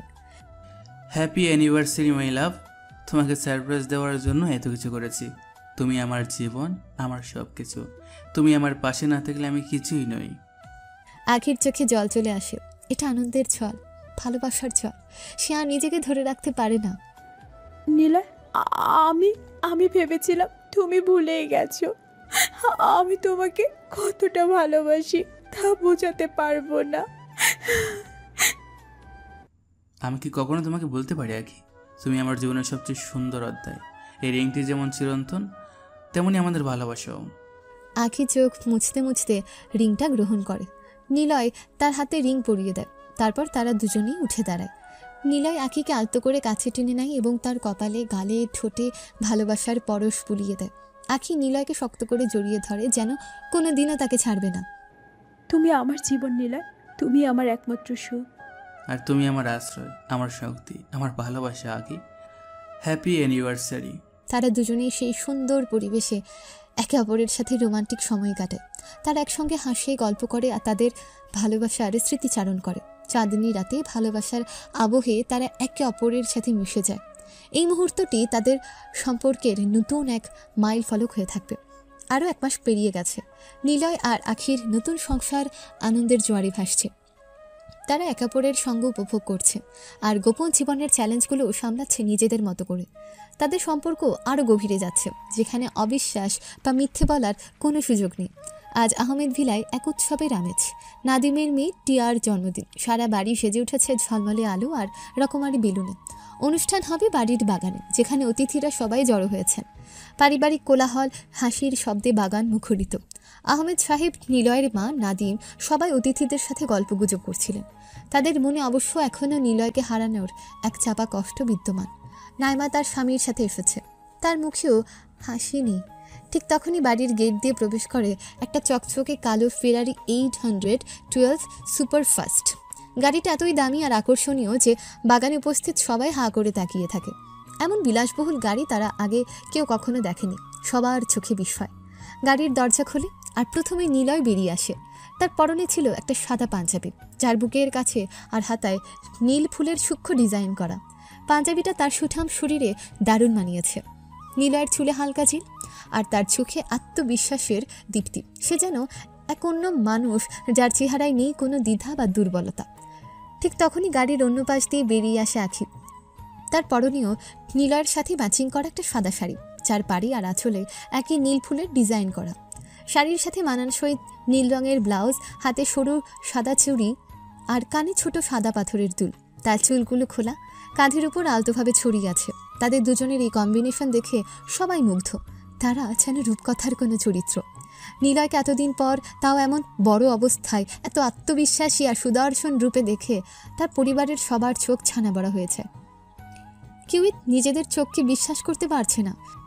যে ছেলেকে তারা অকর্মা, অপদার্থ বলে ঘর থেকে বের করে দিয়েছিল, সে ছেলে আজ এমন বিলাসবহুল গাড়িতে করে এমন সুন্দরী স্ত্রীকে সাথে নিয়ে তাদের সামনে দাঁড়িয়ে। তাদের মুখের হাসি মুছে যায়, বিস্ময় আর অনুশোচনা গ্রাস করে। তখনই রীতা সবাইকে ঠেলে নিলয়ের দিকে দৌড়ে আসে। তার চোখে আনন্দ আর চাপা কষ্ট। সে নিলয়কে শক্ত করে জড়িয়ে ধরে হাউমাউ করে কেঁদে ফেলে। তুই এতদিন কোথায় ছিলি নিলয়? আমরা তোকে কত খুঁজেছি জানিস না? আমরা তোর জন্য কতটা চিন্তা করেছি। তুই আমাকে একা ফেলে কেন চলে গিয়েছিলি? নিলয় রীতাকে সান্ত্বনা দেয়, তার মাথায় হাত বুলিয়ে দেয়। চিন্তা করো না ভাবি, ভালো আছি আমি। রীতা নিলয়ের পাশ থেকে সরে গিয়ে আখির দিকে তাকিয়ে নিলয়কে জিজ্ঞেস করে, আচ্ছা, ও কি আমার একমাত্র যা কি? নিলয় লজ্জায় মাথা নাড়ে। আখি রীতার দিকে তাকিয়ে মিষ্টি হাসে। রীতা আখিকে দেখে মুগ্ধ হয়। বাবা, মাশাআল্লাহ, আমার যা যেমন সুন্দর তেমনই তোদের দুজনকে অনেক সুন্দর মানিয়েছে। তোরা দুজন যেন রাজ্যটক। রীতার কথা শুনে আখি আরও লজ্জা পায়। নিলয় তখন টিয়াকে কোলে নেয়, যার জন্মদিন। ছোট্ট টিয়াও নিলয়কে দেখে খুশি হয়। এই সুযোগে পরিবারের বাকি সদস্যরাও নিলয়ের কাছে আসে। তাদের মুখমণ্ডলে তখন আর আগের সে অহংকার বা বিদ্রুপের চিহ্ন নেই, আছে কেবল গভীর অনুশোচনা। বাবা অনেক, নিলয়, আমাদের ক্ষমা করে দে বাবা। আমরা তোকে চিনতে পারিনি, আমরা কত ভুল করেছি। তুই আমাদের ছেড়ে চলে গিয়েছিলি, তখন থেকে আমাদের মনে আর শান্তি নেই। বাবা, আমি তোর সাথে যে অন্যায় করেছি তার কোনো ক্ষমা নেই। আমি তোকে বিশ্বাস করিনি। তোর মতো রত্নকে আমি হেলায় হারিয়েছি। আমাকে মাফ করে দিস বাবা। ভাই, আমি তোর সাথে খারাপ ব্যবহার করেছি। আমি তোকে অকর্মা বলতাম। আমার মতো ভাই তোর প্রাপ্য ছিল না। আমাকে ক্ষমা করে দে ভাই। নিলয়, আমি তোকে কত বিদ্রুপ করেছি, কত অপমান করেছি। তুই যখন চলে গেলি তখন বুঝেছি তুই কতটা মূল্যবান ছিলিস। আমি তোর কাছে ক্ষমা চাইছি ভাই। পরিবারের প্রতিটি সদস্য একে একে নিলয়ের কাছে তাদের ভুলের জন্য ক্ষমা চায়। তারা তাদের করা অন্যায়, তাদের বলা কটু কথা, তাদের অবহেলার জন্য আফসোস করে। তাদের মুখে শুধুই অনুশোচনা আর দুঃখের ছাপ। নিলয় চুপ করে তাদের কথা শুনে। পরিবারের সবাই একে একে তাদের ভুলের জন্য ক্ষমা চাইল। তাদের মুখে অনুশোচনা আর দুঃখ স্পষ্ট। নিলয় এতক্ষণ চুপ করে শুনছিল। তার চোখে কোনো রাগ বা বিদ্বেষ ছিল না, শুধু এক গভীর নীরবতা। যখন সবার কথা শেষ হলো, নিলয় দীর্ঘশ্বাস ফেলে। আপনাদের কথা তো শেষ, তাহলে এবার আমি বলি। নিলয়ের কণ্ঠস্বরে এক ধরনের শীতলতা ছিল, যা শুনে পরিবারের সবাই কেমন যেন কেঁপে উঠল। নিলয় তাদের দিকে তাকায়। আপনারা হয়তো জানেন না আমি কতটা কষ্ট পেয়েছি। প্রতিটা মুহূর্তে আমার মনে হতো আমি যেন আপনাদের বোঝা। যখন আপনারা আমাকে অকর্মা, অপদার্থ বলতেন, যখন আমার জন্মকে অভিশাপ মনে করতেন, তখন আমার কত কষ্ট লাগতো। আপনারা কি একবার ভেবে দেখেছেন? যখন আমি একা একা পড়াশোনা চালাতাম, রাত জেগে কাজ করতাম, তখন আপনাদের কারো মনে হতো না যে আমি কি করেছি। আমি শুধু আপনাদের ভালোবাসা চেয়েছিলাম, সামান্য একটু স্বীকৃতি চেয়েছিলাম। নিলয় কিছুক্ষণের জন্য থেমে যায়, তার চোখ ছলছল করে ওঠে। তারপর হঠাৎই তার কণ্ঠস্বর পাল্টে যায়, রাগ আর তিক্ততাই ভরে ওঠে। আর যখন আমার কোনো দোষ না দেখা সত্ত্বেও আপনারা আমাকে মারধর করে বাড়ি থেকে বের করে দিলেন, তখন কোথায় ছিল আপনাদের তথাকথিত ভালোবাসা? আপনারা যখন আমাকে পথে বসালেন, তখন কি একবার ভেবেছিলেন আমি কোথায় যাব, কি করব, আমার জীবনে কি ঘটেছিল? আপনারা তারা কিছুই জানেন না, শুধু নিজেদের ঘৃণা আর অহংকার নিয়েই বাঁচতে শিখেছেন আপনারা। নিলয়ের রাগান্বিত কথা শুনে পরিবারের সবাই হতবাক হয়ে যায়। তারা মাথা নিচু করে দাঁড়িয়ে থাকে। ঠিক তখনই আঁখি এগিয়ে আসে। সে নিলয়ের হাত ধরে আলতো করে টানে। নিলয়, শান্ত হও প্লিজ। নিলয়ের বাবা মা আবার কাছে ছুটে আসে। বাবা, আমাদের ক্ষমা করে দিন, আমরা সত্যিই ভুল করেছি, আমরা বুঝতে পারিনি। আমাদের পাপের ক্ষমা নেই বাবা, তুই আমাদের সব ভুল মাফ করে দে। আঁখি নিলয়ের গালে হাত রেখে তাকে বোঝায়। তার হাতের স্পর্শে যেন নিলয়ের রাগ কিছুটা কমে আসে। নিলয়, আমি জানি তোমার অনেক কষ্ট, কিন্তু দেখো ওরা অনুতপ্ত, হয়তো ভুল করেছে কিন্তু এখন বুঝতে পারছে। তাদের কষ্টটাও দেখো, তাদের ক্ষমা করে দাও প্লিজ। নিলয় আঁখির কথা শুনে গভীর শ্বাস নেয়। তার চোখে সেই কষ্ট এখনও স্পষ্ট, কিন্তু আঁখির ভালোবাসা তাকে নরম করে তোলে। নিলয় কিছুক্ষণ চুপ করে থাকে, তারপর হঠাৎই তার মুখে এক ঝলক হাসি ফোটে। আরে, কেক কাটার সময় তো চলে যাচ্ছে, সবাই চলো কেক কাটি। নিলয়ের কথা শুনে পরিবারের সবার মুখে হাসি ফুটে ওঠে। তারা বুঝতে পারে নিলয় তাদের ক্ষমা করে দিয়েছে। তাদের মনে এক নতুন আশার আলো জ্বলে ওঠে। সবাই মিলে টিয়ার জন্মদিনের কেক কাটে। আনন্দ আর উচ্ছ্বাসে মুহূর্তটা ভরে ওঠে। কেক কাটা শেষ হলে নিলয়ের বাবা তার কাছে আসেন। বাবা, তোকে আর আমরা কোথাও যেতে দেব না, এখন থেকে আমাদের সাথেই থাকবি। না বাবা, আমি এ বাড়িতে থাকবো না। এ বাড়িতে সবসময় আমি শুধু অবহেলা পেয়েছি। এ বাড়িতে থাকলে সে স্মৃতিগুলো সবসময় আমাকে খাদাবে। তোমরা সবাই এখন থেকে আমার বাড়িতে থাকবে। তোমরা সবাই আজকে আমার সাথে আমার বাড়িতে শিফট হবে। নিলয়ের কথায় সবাই অবাক হলেও তার দৃঢ়তা দেখে কেউ আর দ্বিমত করে না। তারা সবাই রাজি হয়। 5 মিনিটের মধ্যে গাড়ির গেট দিয়ে 3টা চকচকে কালো গাড়ি প্রবেশ করে। সবাই আবার অবাক হয়ে যায়। একটা গাড়ি থেকে আয়ান নেমে আসে। সে দ্রুত নিলয়ের কাছে এসে মাথা নত করে সম্মান জানায়। স্যার, এখানে 2টি গাড়ি আছে আপনার জন্য, ড্রাইভারও সাথে রয়েছে, আশা করি কোনো সমস্যা হবে না। ঠিক আছে, যাও। আয়ান তখন আবার সম্মান জানিয়ে তার সাথে থাকা সবাইকে নিয়ে একটা গাড়িতে করে চলে যায়। নিলয় তার পরিবারের সবাইকে সেই 2টো গাড়িতে বসতে বলে, আর নিলয় আঁখিকে নিয়ে তার ফেরারিতে বসে। তারপর সবাই রওনা হয় নিলয়ের বাড়ির উদ্দেশ্যে। প্রায় 30 মিনিট পর গাড়ি একটা বিশাল বড় বাড়ির সামনে এসে থামে। বাড়িটা এতই জাঁকজমকপূর্ণ আর আধুনিক যে নিলয়ের পরিবারের সবাই তা দেখে অবাক হয়েছে। তাদের চোখ কপালে ওঠে। তারা কল্পনাও করতে পারেনি নিলয় এমন কোনো বিশাল বাড়িতে থাকে। তারপর সবাই বাড়ির ভেতর প্রবেশ করে। নিলয় সবাইকে তাদের নিজ নিজ রুম দেখিয়ে দেয়। রাতে ডিনারের সময় সবাই ডাইনিং টেবিলে বসে। আহমেদ সাহেব নিলয়ের দিকে তাকান। বাবা, তুই এখন কি করিস? নিলয় এক মুহূর্ত চুপ করে থাকে, তারপর তার মুখে এক স্মিত হাসি ফোটে। আমি সিআইএ অর্থাৎ সেন্ট্রাল ইন্টেলিজেন্স এজেন্সির বাংলাদেশ স্টেশনের চিফ। নিলয়ের কথা শুনে সবার চোখ বড় বড় হয়েছে। তারা স্তম্ভিত হয়ে একে অপরের দিকে তাকায়। তাদের মুখে বিস্ময়, অবিশ্বাস আর গভীর আতঙ্ক। তাদের সামনে যে ছেলেটা বসে আছে সে শুধু তাদের অবহেলিত ছেলে নয়, সে দেশের একজন সবচেয়ে গুরুত্বপূর্ণ গোয়েন্দা কর্মকর্তা। CIA chief? আমার নিলয়? এ আমি কি শুনছি? আমার ছেলে, আমার নিলয় এত বড় অফিসার, আর আমরা ওকে কি বলেছি, কি করেছি? তাহলে সেদিনের ঘটনা সবটাই ওর কাজ ছিল?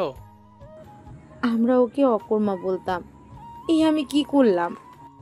এখন ওদের টেনে লাভ নেই। আর আরেকটি কথা, তোমাদের বৌমা আঁকি হচ্ছে সিআইএ অ্যান্ড এনবিএসপি বাংলাদেশ স্টেশনের সাইবার টিমের হেড। সবাই তো তখন অবাকের চরম পর্যায়ে পৌঁছে গেছে।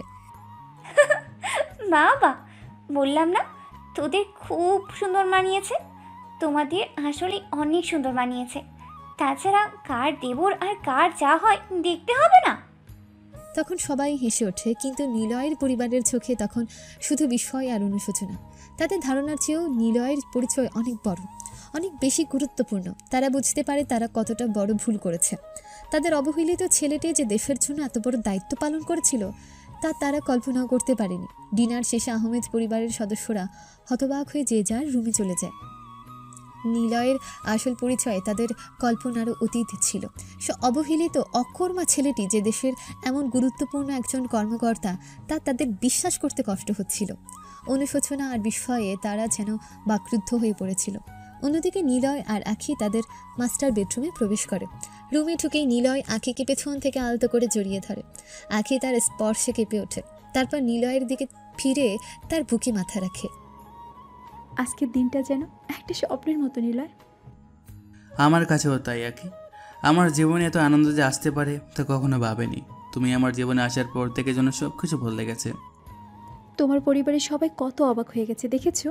তারা যেন নিজেদের চোখকেও বিশ্বাস করতে পারছে না। হ্যাঁ, তারা তো জানে না তাদের অকর্মা ছেলেটা আসলে কি করে। তার ভেবেছিল আমি হয়তো জীবনে কিছু করতেই পারবো না।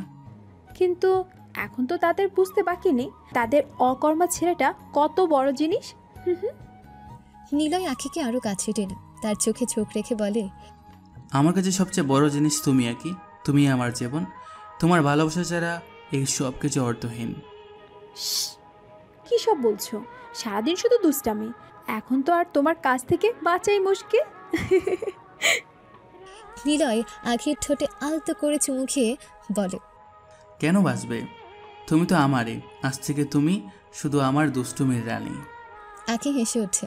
নিলয় আলতো করে আখিকে কোলে তুলে নেয়। তারা একে অপরের চোখে হারিয়ে যায়। চাঁদের আলো জানালার ফাঁক দিয়ে তাদের ঘরে প্রবেশ করে, যেন তাদের ভালোবাসার এই মুহূর্তটাকে আরও আলোকিত করছে। তাদের সমস্ত দিনের ক্লান্তি, জীবনের সমস্ত জটিলতা সব কিছুই যেন এই মুহূর্তে বিলীন হয়েছে। শুধু তারা দুজন আর তাদের অসীম ভালোবাসা। তাদের হৃদস্পন্দন যেন একতালে বাজছে, এক নতুন সুর তৈরি করছে। তাদের ঠোঁট একে অপরের কাছে আসে আর তারা ভালোবাসার গভীর সমুদ্রে হারিয়ে যায়। তাদের এই রোমান্সের মধ্য দিয়ে গল্পটা শেষ হয়। এই গল্পটা শেখায় আমাদের যে অবহেলার শিকার হলেও মেধা আর পরিশ্রমের মাধ্যমে সাফল্য অর্জন সম্ভব। ভালোবাসার মাধ্যমে জীবনের সমস্ত শূন্যতা পূরণ করা যায় এবং বিশ্বাস ও ক্ষমার মধ্য দিয়ে সম্পর্কগুলো নতুনভাবে গড়ে তোলা যায়। যারা দেশের জন্য গোপন দায়িত্ব পালন করেন তাদের ব্যক্তিগত জীবনে থাকে অনেক জটিলতা, কিন্তু ভালোবাসার শক্তি তাদের প্রতিটি চ্যালেঞ্জ মোকাবেলায় সাহায্য করে। তো আজকের গল্প এখানেই শেষ হলো। সবাই পরবর্তী গল্পের জন্য অবশ্যই অপেক্ষা করতে হবে। গল্পটা কেমন লেগেছে অবশ্যই কমেন্ট করে জানাতে ভুলবেন না, এবং নেক্সটে কী ধরনের গল্প চান তাও কমেন্টে জানাবেন। আর লাইক, সাবস্ক্রাইব ও শেয়ার করতে ভুলবেন না যেন। তাহলে পরবর্তী গল্পে দেখা হচ্ছে। সে পর্যন্ত সবাই ভালো থাকবেন, সুস্থ থাকবেন। আল্লাহ হাফেজ।